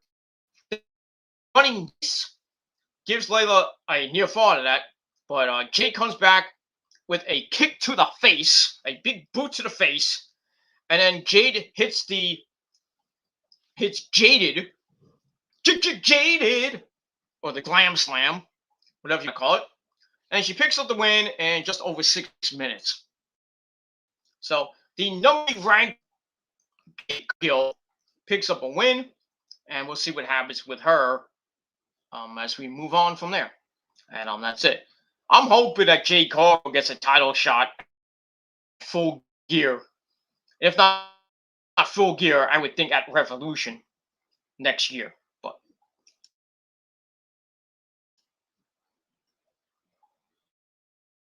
we'll see what happens with that. And we'll move on. I think Nick went out. It is what it is. Maybe Nick went to another turn. That's it. So I get that match 2 points. All right. We see a video from our good friend Andrade El Idolo, and he's pissed about what Chavo did last week, interfering in his match with Pac on Rampage. He took Chavo out. He says he can beat anyone anytime he wants, well, whenever he wants. Then he starts beating up his little assistant Jose. He's like, "Who told you? Who is the boss? I'm the boss. I'm a Flair." Actually, he's not a Flair yet, but basically he is, because I think him and Charlotte did get married. Or I don't know if they're actually married or they're about to get married. I don't know, and I don't give a shit. That's all I gotta say about that. And so, Andrade slapping those horse face cheeks. Ha! Go figure that one out. All right, then we go to commentary. We're talking with CM Punk. They're all talking and everything. And then we see Taz and Hook interrupt him. And Taz accuses Punk of trying to take his job on commentary. And Punk's like, "I'm not trying to take your job. Why are you trying to fuck with me, man?" So he gets up, and but it's all a part of the plan as Powerhouse Hobbs comes from behind, beats up Punk, and then Punk tries to fight back. Hook basically hooks him in a dragon sleeper, and then feeds him over to Hobbs, who clears off the announce table. Then he hits a big time choke slam on the table, which did not break. On the table, and Punk, well, he got pretty fucked up. So it looks like we're gonna see Punk versus Powerhouse Hobbs maybe next week, or on Dynamite, or maybe on Rampage, or they'll do something maybe after that. I don't know, but Punk looked hurt after that. I mean, he looked like he got really hurt after that table spot, which table did not break. So he was out for the rest of the night. So just to hype up their eventual match coming up whenever that happens. I just don't get it.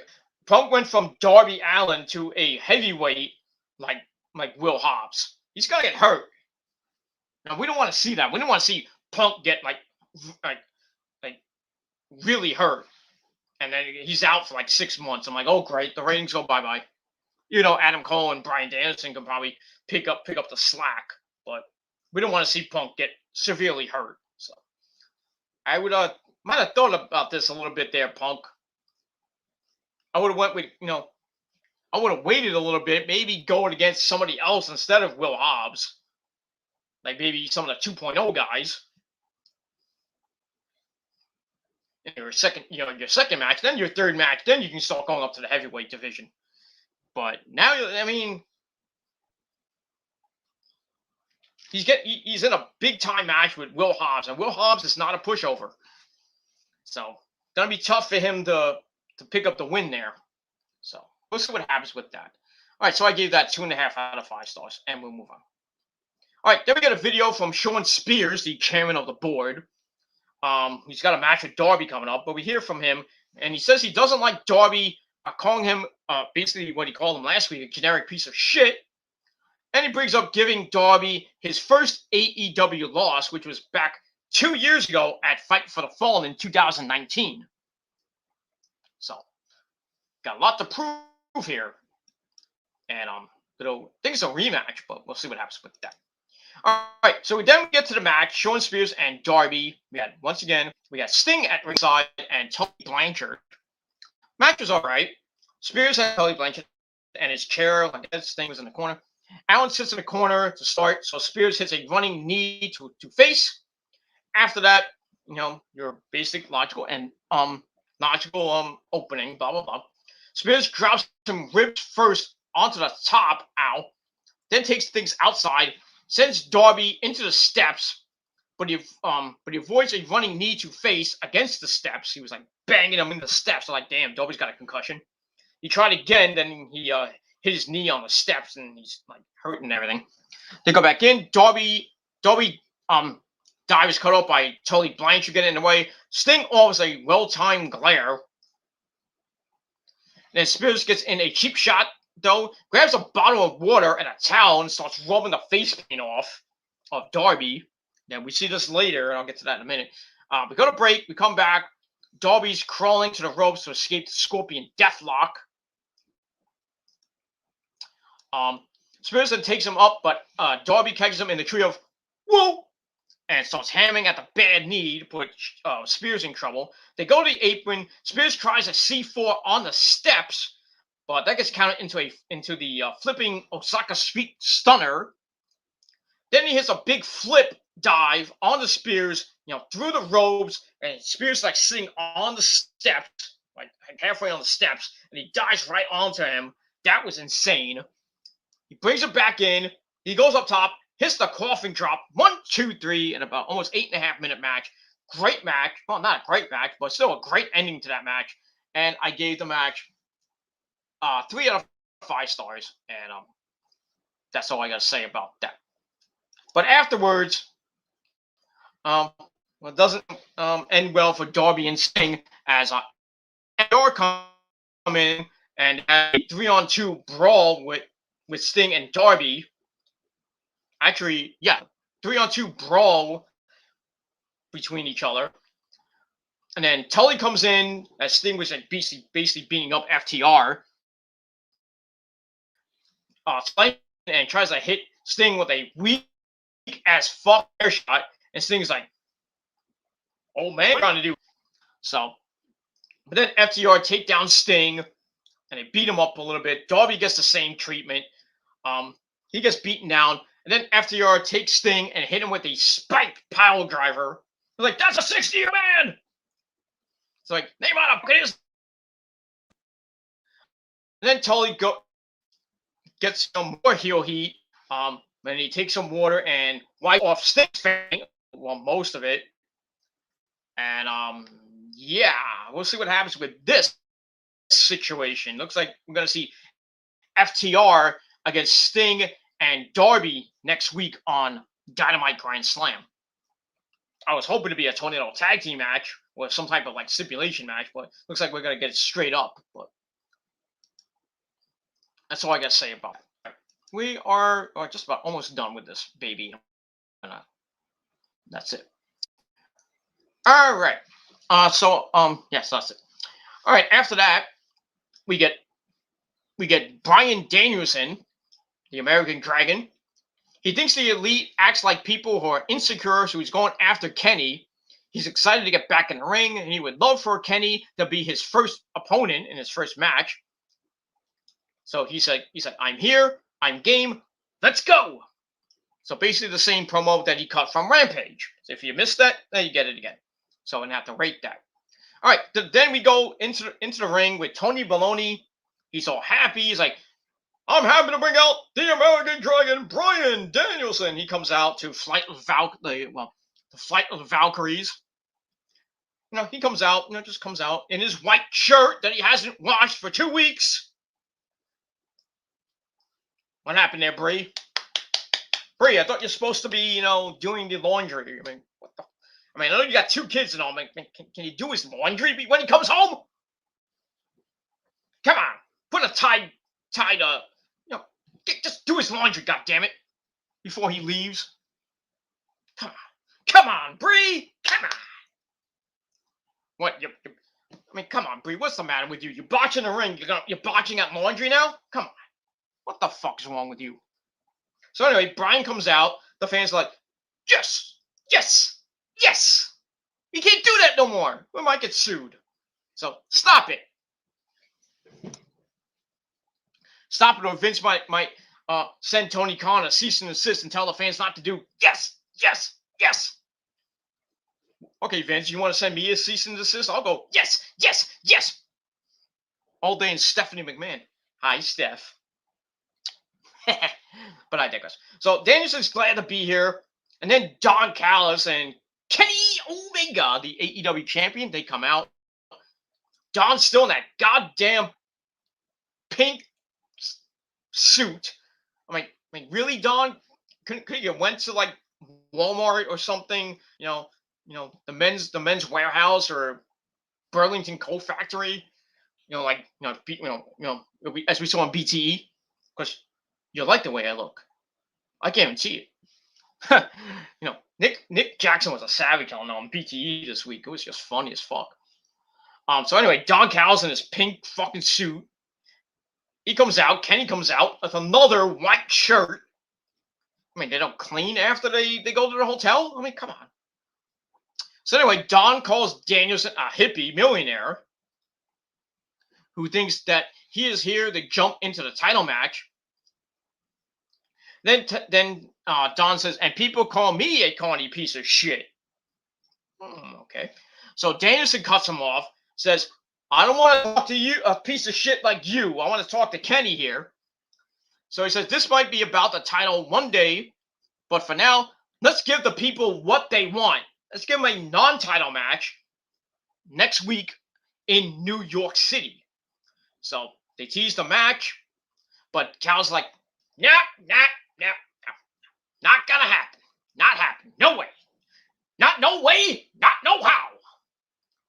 So Danielson talks about how he came here to face the best bout machine, meaning Kenny, but all he sees is someone hiding behind a bunch of stooges and goons, and basically calls Don Callis a piece of shit once again. He says maybe Kenny has lost his balls. So he's like, Kenny, it's a simple yes or no. So Kenny thinks about it a little bit. The fan's like, yes. And Don's like, I don't know. No. Get it. So he says that, and then Kenny says, you know what? You're on. The answer is yes. And the fan's like, yes. I'm like, oh, yeah.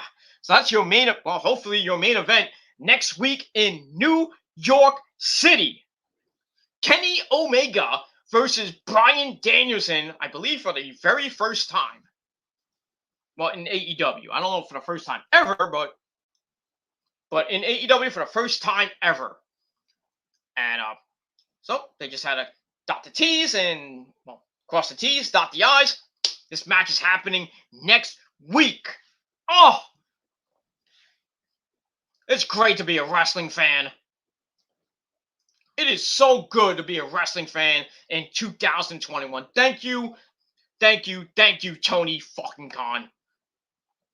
If I was, if I had to turn gay, I would fuck Tony Khan. But I'm not gay because I'm married to a beautiful woman in Rosa. But I would give Tony Khan a big hug. Not a kiss, but a hug. Because I'm not going gay like that. But Tony Khan has to be, once again, the promoter of the year. For what he's done with AEW this whole entire year. For basically 8.5 months, let's put it. AEW has just been on fire this year. Along with New Japan as well. WWE, down the toilet. And now with the the rebranded NXT, which got 707 or 777,000 views. Tuesday night. That was a big jump in the ratings for NXT. So maybe the rebranded NXT might be getting back in the ratings. Not that's gonna help, but it is what it is. But Tony Khan has just done an amazing job so far this year. He's got Ruby Soho, Punk, Danielson, Adam Cole, Andrade 2.0. Well, you can say 2.0. And he's about to get Bray Wyatt. The list may continue. I'm telling you, AEW is the I would say the number one promotion in America right now. Not in the world, because as we all know, Japan, Ichiban, Japan is number one. New Japan is the number one promotion in the entire world of professional wrestling. And if you want to debate me on that, come on, prove me wrong. That's all I got to say about that. And we'll move on. But yeah, Kenny and Bryan Danielson next week in freaking New York City. Oh, I wish it was going. But, tickets are all sold out, so I'm not going to go buy it off a scalper or anything. So I'm not going to do it. Unless somebody, one of my friends, backs out at the last minute and says, Pete, you want to come? I'm like, I'm on there. I'm there. Get in the car. Got to go through fucking New York traffic, but it is what it is. I'll get there somehow, and I'll get back somehow. But most likely I'll be sitting at home watching from the comfort of my perfectly good mansion, and that's all I got to say about that. So I gave all that 4 out of 5 stars. I can't wait for next week. Next week is going to be amazing.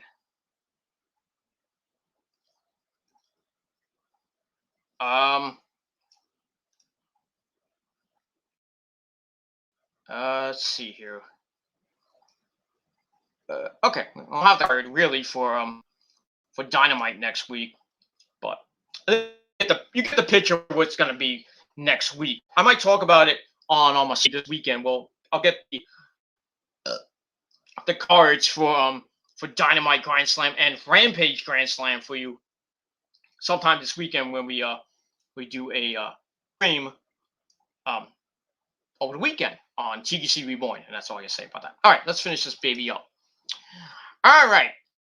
After that epic fucking segment, we get Miro slash CJ Petty pussy again. Yeah. So Miro basically promises to bash Fuego del Sol's brains and his car. So go figure that one out. So he's gonna bash Fuego del Sol's brains in and take his car. And I think he will. He's gonna retain. I think the only person that could probably beat Miro is maybe Bryan Danielson or CM Punk at this point, because they're faces. Unless you turn Adam Cole, which I really don't see them doing this year or into maybe next year. If Adam Cole does turn face, I would think it would probably be sometime in the summer, maybe at All Out 4. But I just don't see it happening anytime soon. But yes, what is.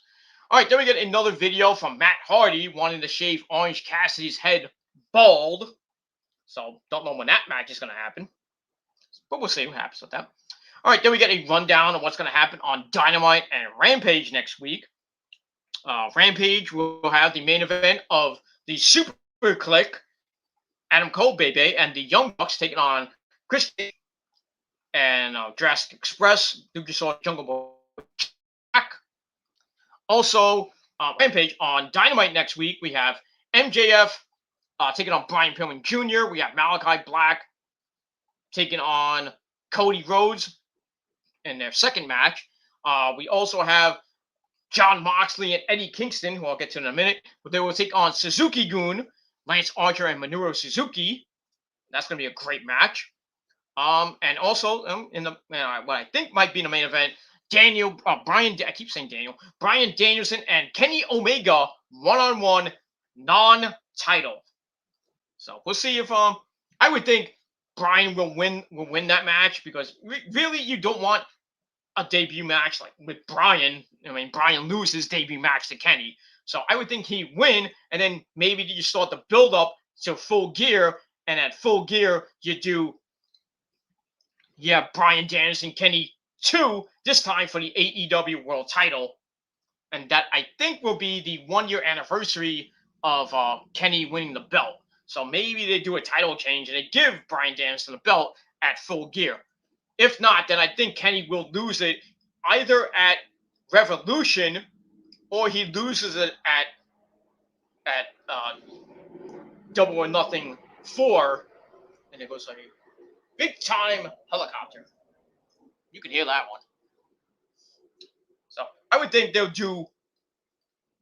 Uh, well, the same Hangman Page is gonna come back, maybe by Revolution. I would say maybe by Full Gear. I doubt that, but if Hangman Page does come back, either he gets a shot at Revolution or at Double or Nothing 4 in 2022, and I think Kenny will lose the belt to either Danielson or he loses it to Hangman Page, and then Hangman Page will probably lose it to Adam Cole, baby, by All Out, or by either by All Out or at one of those pay-per-views like Fight for the Fallen or Fighter Fest.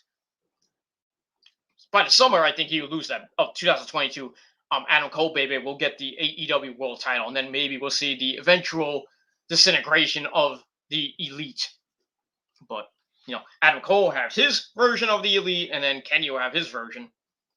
But or maybe the Good Brothers just turn on everybody, and then I don't know. But that's all I gotta say about that. So next week is going to be a. I wish I was there. That's all I gotta say about that. It's gonna be epic. A pay-per-view worthy, epic fucking show. And I would not be surprised if Dynamite next week does better than 1.3. I would love for them to do at least 1.6. At least. Everybody's saying they might get 1.9. I highly doubt they get 1.9. I highly doubt they get 1.9. But that's all I gotta say about that. All right, so before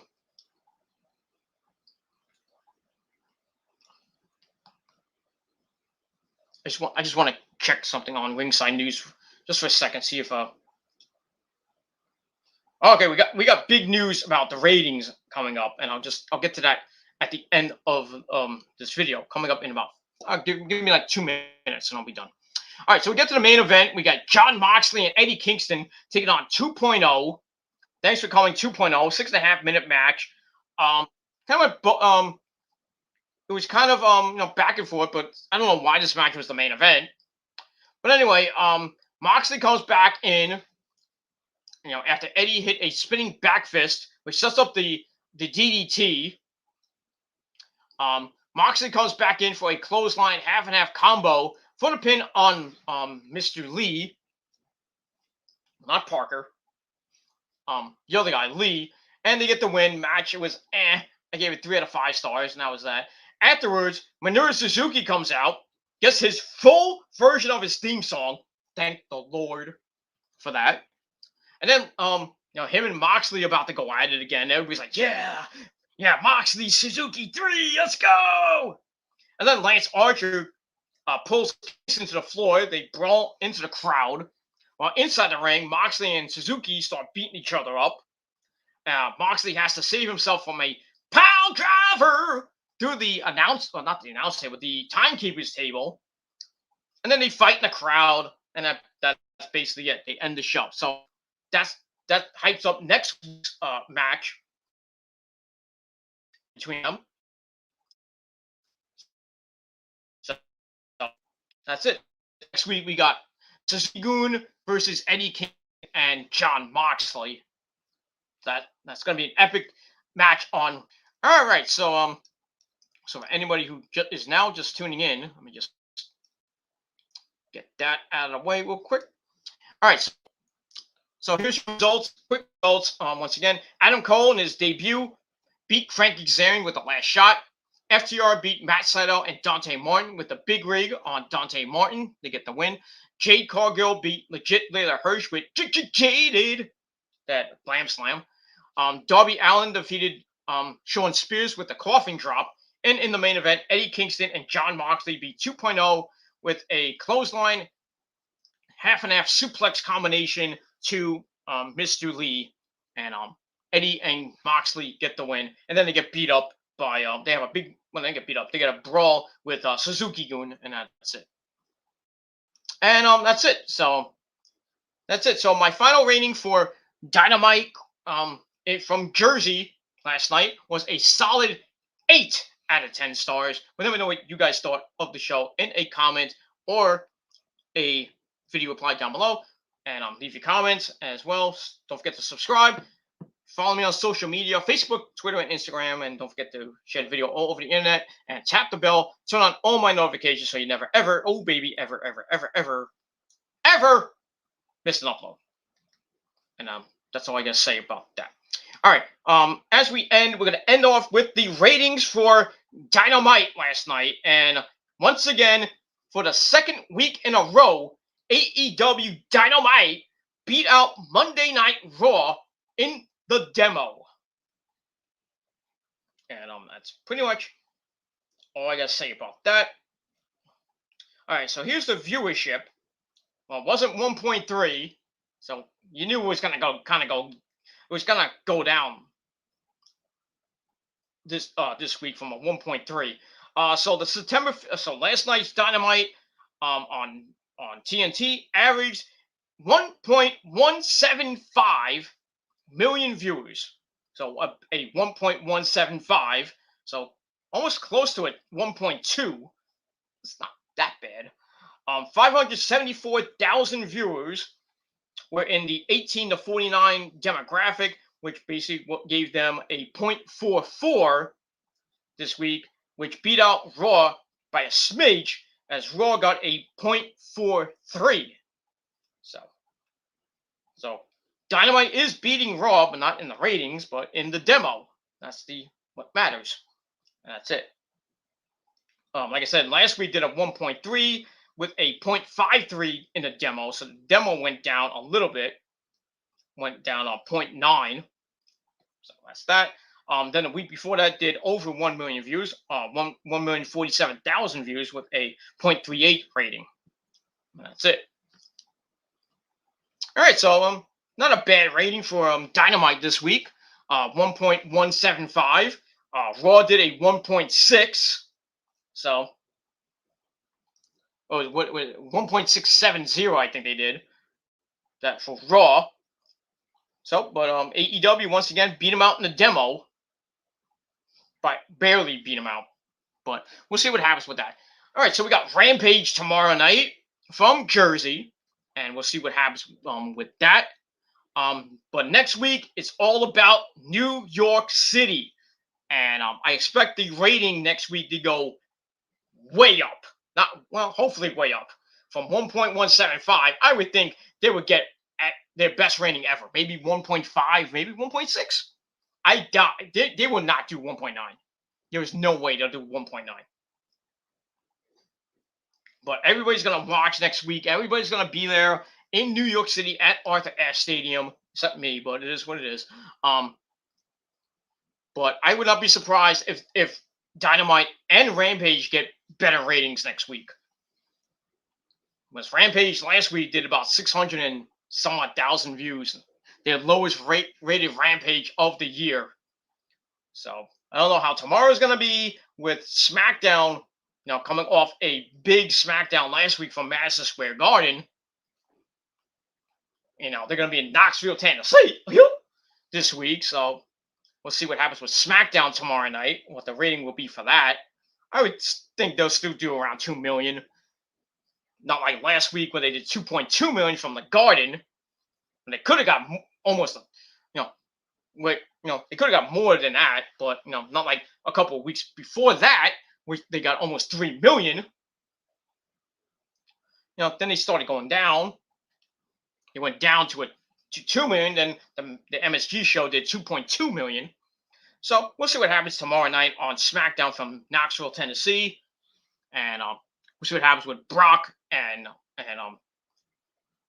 with Brock. We'll see Brock's. No, I doubt Brock's gonna be there, but we're supposed to do something with Heyman tomorrow. We'll see what happens with that. Him and Brock going at it. Well, him and Roman basically are supposed to have a chat. So we'll see what happens with that. And then we'll see what happens with Roman and the Demon, Finn Balor. And We'll see what happens with Becky Lynch and Bianca Belair. Also tomorrow night, and much more on SmackDown tomorrow night at 8 p.m. on Fox. And right after that, Rampage on TNT from New Jersey at 10 p.m. So your 3 hours of wrestling on Friday night, and we'll see what happens with that. And that's it. So we'll see what happens with all that tomorrow night, and then get you ready for the weekend. Ready. In the middle of September, so we're getting closer and closer to the beginning of fall on this Wednesday. This Wednesday afternoon, well, on Wednesday I should say, and then we start the fall season going into the end of September. Baseball's ending. The Mets season's already over. Just gotta play 14 more games, and then basically the season's thankfully over. They're already 5 games out of the wild card with 14 to play. There's no way they're gonna win. There's no way. There is no way.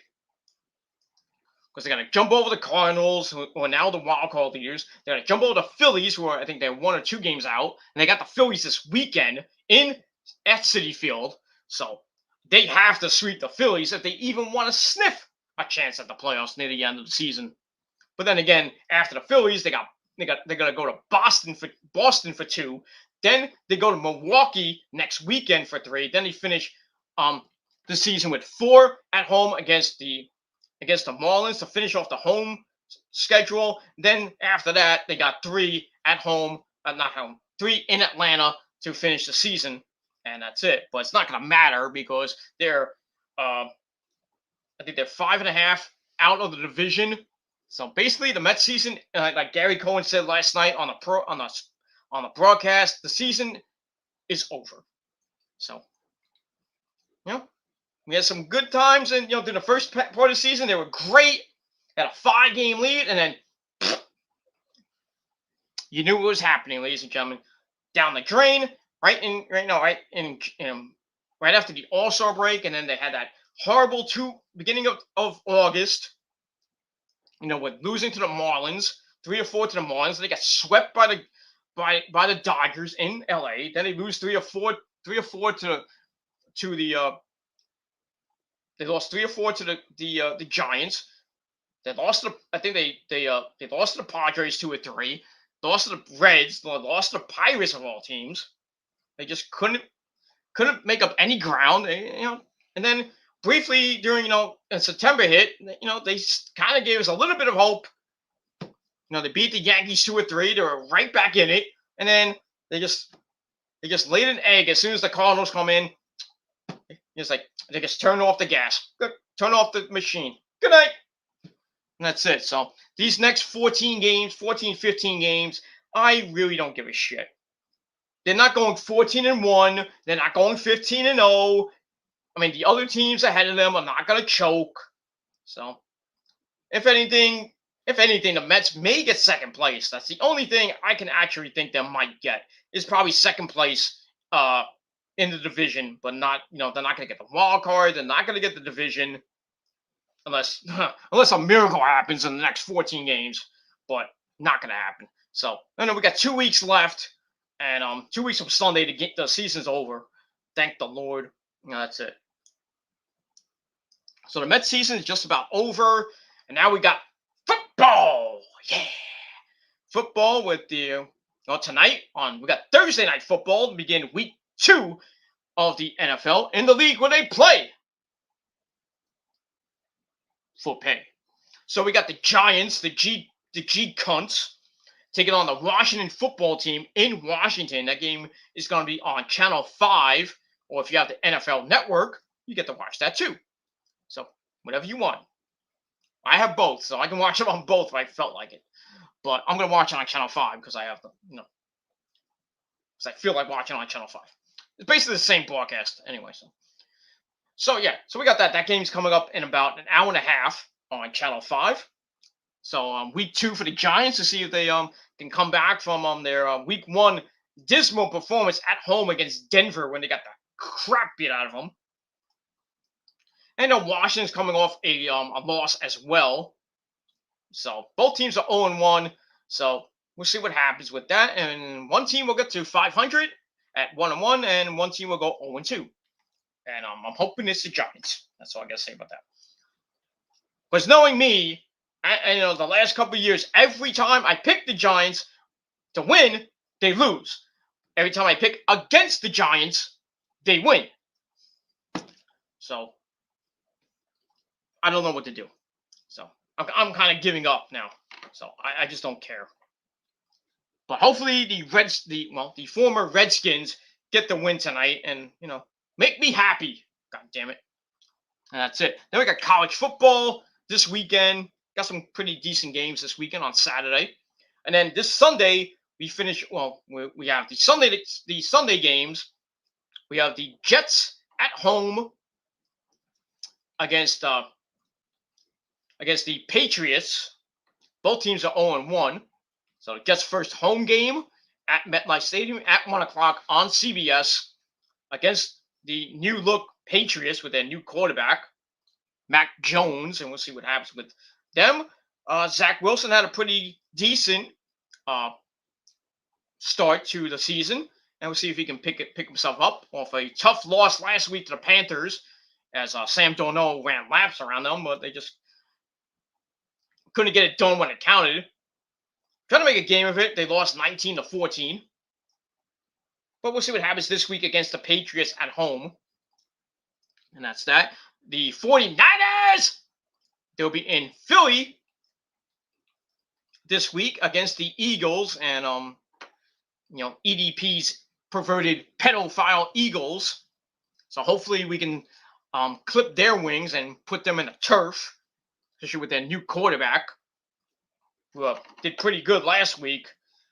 So that might be a problem, but I have a feeling that, even though the Niners are banged up, Mostert's hurt for eight weeks, even though now they're saying it might be for the season. That fucking hurts. Verrett's out for the season, their cornerback. He tore his ACL. Got a couple other guys that are injured, but they might be playing. They're probable to start. But still, Jimmy G had a pretty decent game. The offense was great. Debo was great last week. It was a monster last week. Trey Lance got his first touchdown and everything. So we'll see what happens this Sunday at 1 o'clock on the on Red Zone.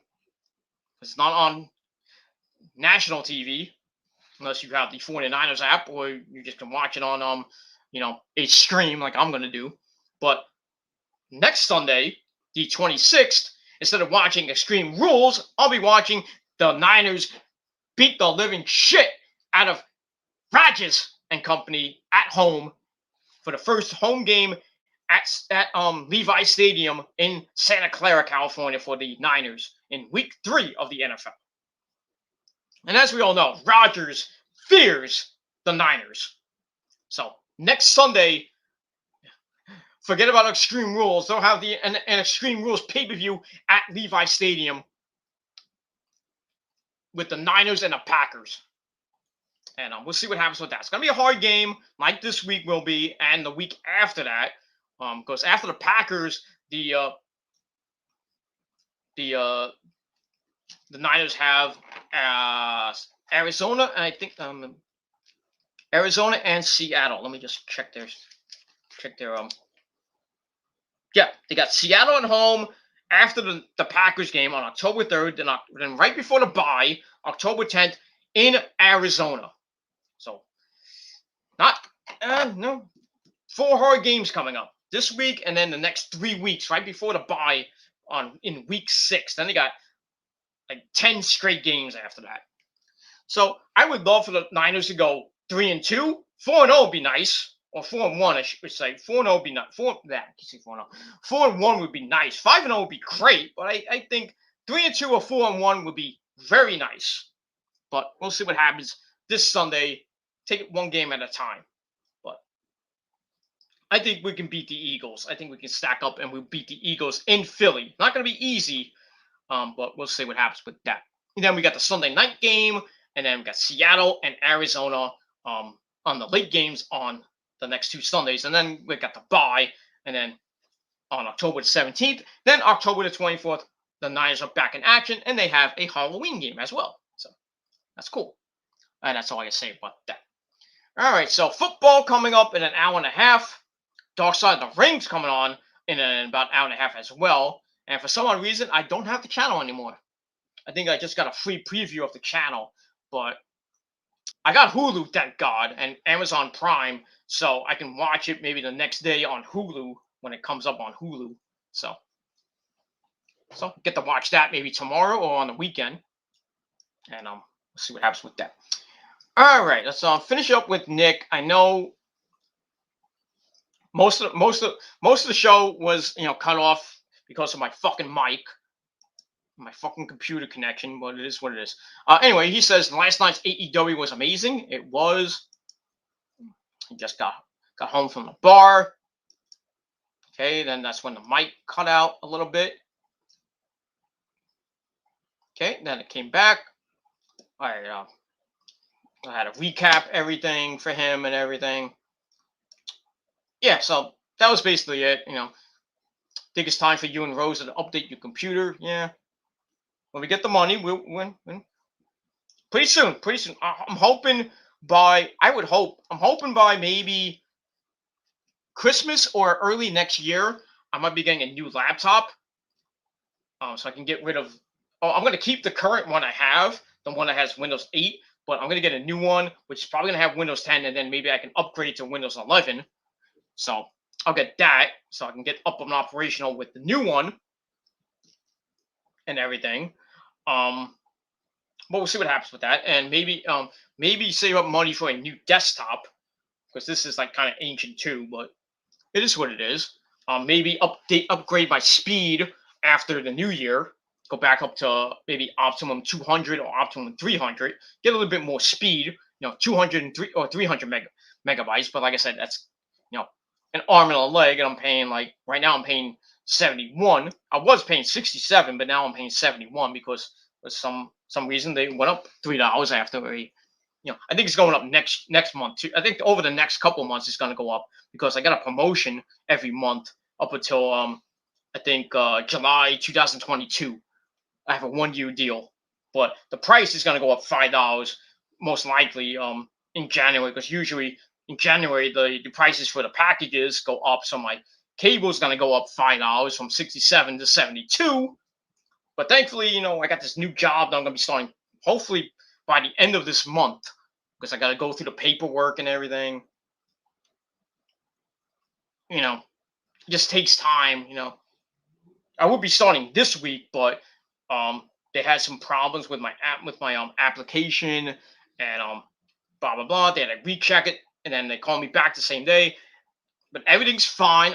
They just told me just gotta wait a little bit, and they said probably by the end of this month I'll be starting. So probably by the 27th of this month, we're starting my brand new job. But like I said, I'll be starting probably the end of this month or early October. Because like I said, it just got to go through the paperwork, has to go through certain things, background checks and shit like that. Have to all go through, I might have to go to some classes and stuff, some training. So got to do all that before I actually start. So that's all good. I've done it before in my various other jobs, but like I said, probably by the end of this month, early to maybe the first or second week of October, I'll be working and getting the money that you wish you still had, and that's it. And then I'm going in November, first or second week of November. I'm going on vacation because I can do that because this job I can go on vacation anytime I want because I'm working at home, and I can just take my job on the road and everything. This is a remote job and everything. I'm making more money than you. So in November, I'll be going to Florida, but I will be working most of that time in Florida. And then I come back, and then everything's peachy clean, and maybe I go to Atlantic City, maybe for Christmas, even though it's going to be cold. But, me and the missus will make the most of it, and then we'll save our money, and for whatever we want for Christmas. I really want the PS5, and hopefully I can put maybe some money down for the digital version of PS5. I think it's like $300 and some odd now. I would think. I think this thing's around. It's getting close to around $300 now, or 350, somewhere around there. So maybe I can get the PS5, if not by Christmas, probably by, I would say, the spring or summer of next year. But put that down, and get some games out of that. Maybe get the PS5 version of Resident Evil 8. I'll get the new Spider-Man. Get the new Final Fantasy, the second part of the Final Fantasy 7 remake, and then Ghost of Tsushima, and some other good stuff coming your way next year. The new God of War is coming out. Some great games coming out next year for the PS5. And from what my good buddy fan of YouTube saying, that the PS5 Pro is coming out late 2023 or late 2024, but that's going to be like $700, and I'm not getting that. So, no way. And probably by that time, the PS6 will probably be in development. Probably by 2025, 2026, the PS6 will come out. I know the Xbox Series X2 is coming out. That's from what he said. So a new Xbox is coming out, and a new PlayStation, even though it's a Pro. But so not really new systems, but the upgraded system, new storage and all that shit is coming out pretty much next year, the next couple of years. So, got the money? Go get it. And that's all I gotta say about that. But don't spend your tax returns doing all that shit. So, what is what is. But when I get my tax returns, probably won't be a lot of money. But when I do get my tax return, I will be going on vacation probably by myself. I might go on vacation by myself, go to California, see my good buddy John Wright. I just hang out with him, maybe go to Ozzy's house, go see Kelly, give her some vitamins.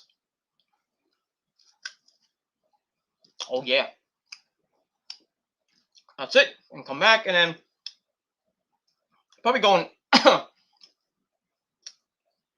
maybe going, if I do go on vacation by myself to California, probably go in April or May.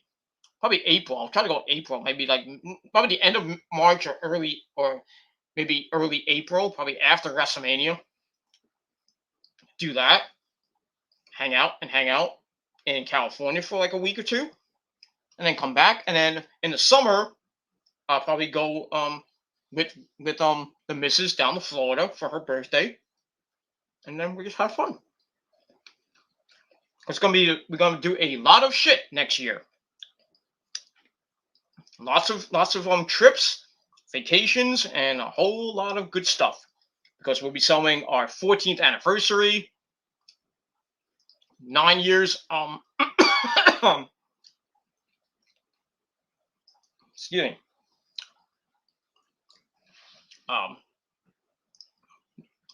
So yeah, 14 years together. 8 years. 8 years. Married. Because we married in 2014, so 8 years. 14 altogether. So we might take a vacation by ourselves down to Florida, or we'll go somewhere else. She wants to go to Japan. No, you got the money for Japan? I don't. I would love to go to Japan next year. Go maybe see some New Japan Pro Wrestling and all that shit. Maybe bang some hot Asian chicks behind you and she doesn't know about. Because those ladies in Japan. I love my Asians. They'll be staring at me and I'll be staring back at them. I'm like, you come and get me. I'll make you love me long time. I'll give you my vitamins and milk. Like I give Oscar, Kairi Sane, and Io. My Asian persuasion. And, Mio Abe. Maybe I can meet Mio Abe and Pieter. Give them the vitamins. Like, fuck you! Tell Bad Luck Fale to go fuck himself. Steal his chick. And then I just take Taichi's chick, Mio Abe, and just have a good old time. And I'll just stay in Japan for the rest of my life. But then I'll have to come back because I need money. I can't stay in Japan all my life because I need money. What it is, what it is. Unless the great leader, Mr. Miyamoto, whatever his name is, gets me a job with New Japan. I could become a young lion or something like that. But it is what it is, and that's pretty much it.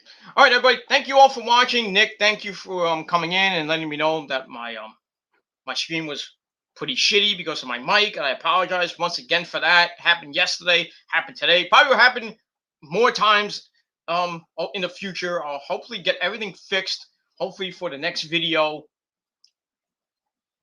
and we'll see what happens with that. So that's it. So thank you all for watching this 2.5-hour video, getting you ready for football tonight and Dark Side of the Ring as well. So that's it. So thank you all for watching. Once again, 8 out of 10 stars for Dynamite from Jersey last night. And we'll see what happens on SmackDown and Rampage this Friday night. And that's all I gotta say about that. And once again, the AEW rating 1.175. So a little bit down from last week's 1.3, but still they beat out Raw for the second week in a row in the demographic. And we'll see what happens with that. All right, everybody. Thanks for watching. I'm Peter Gomez signing off. Peace out. Rock on and rock hard. Check out my Aussie video in the description box on the Metal God channel. Give it a like, give it a thumbs up, and do whatever the fuck you want with it. And that's it. So thank you for watching, everybody, and I'll see you guys next time. Peace.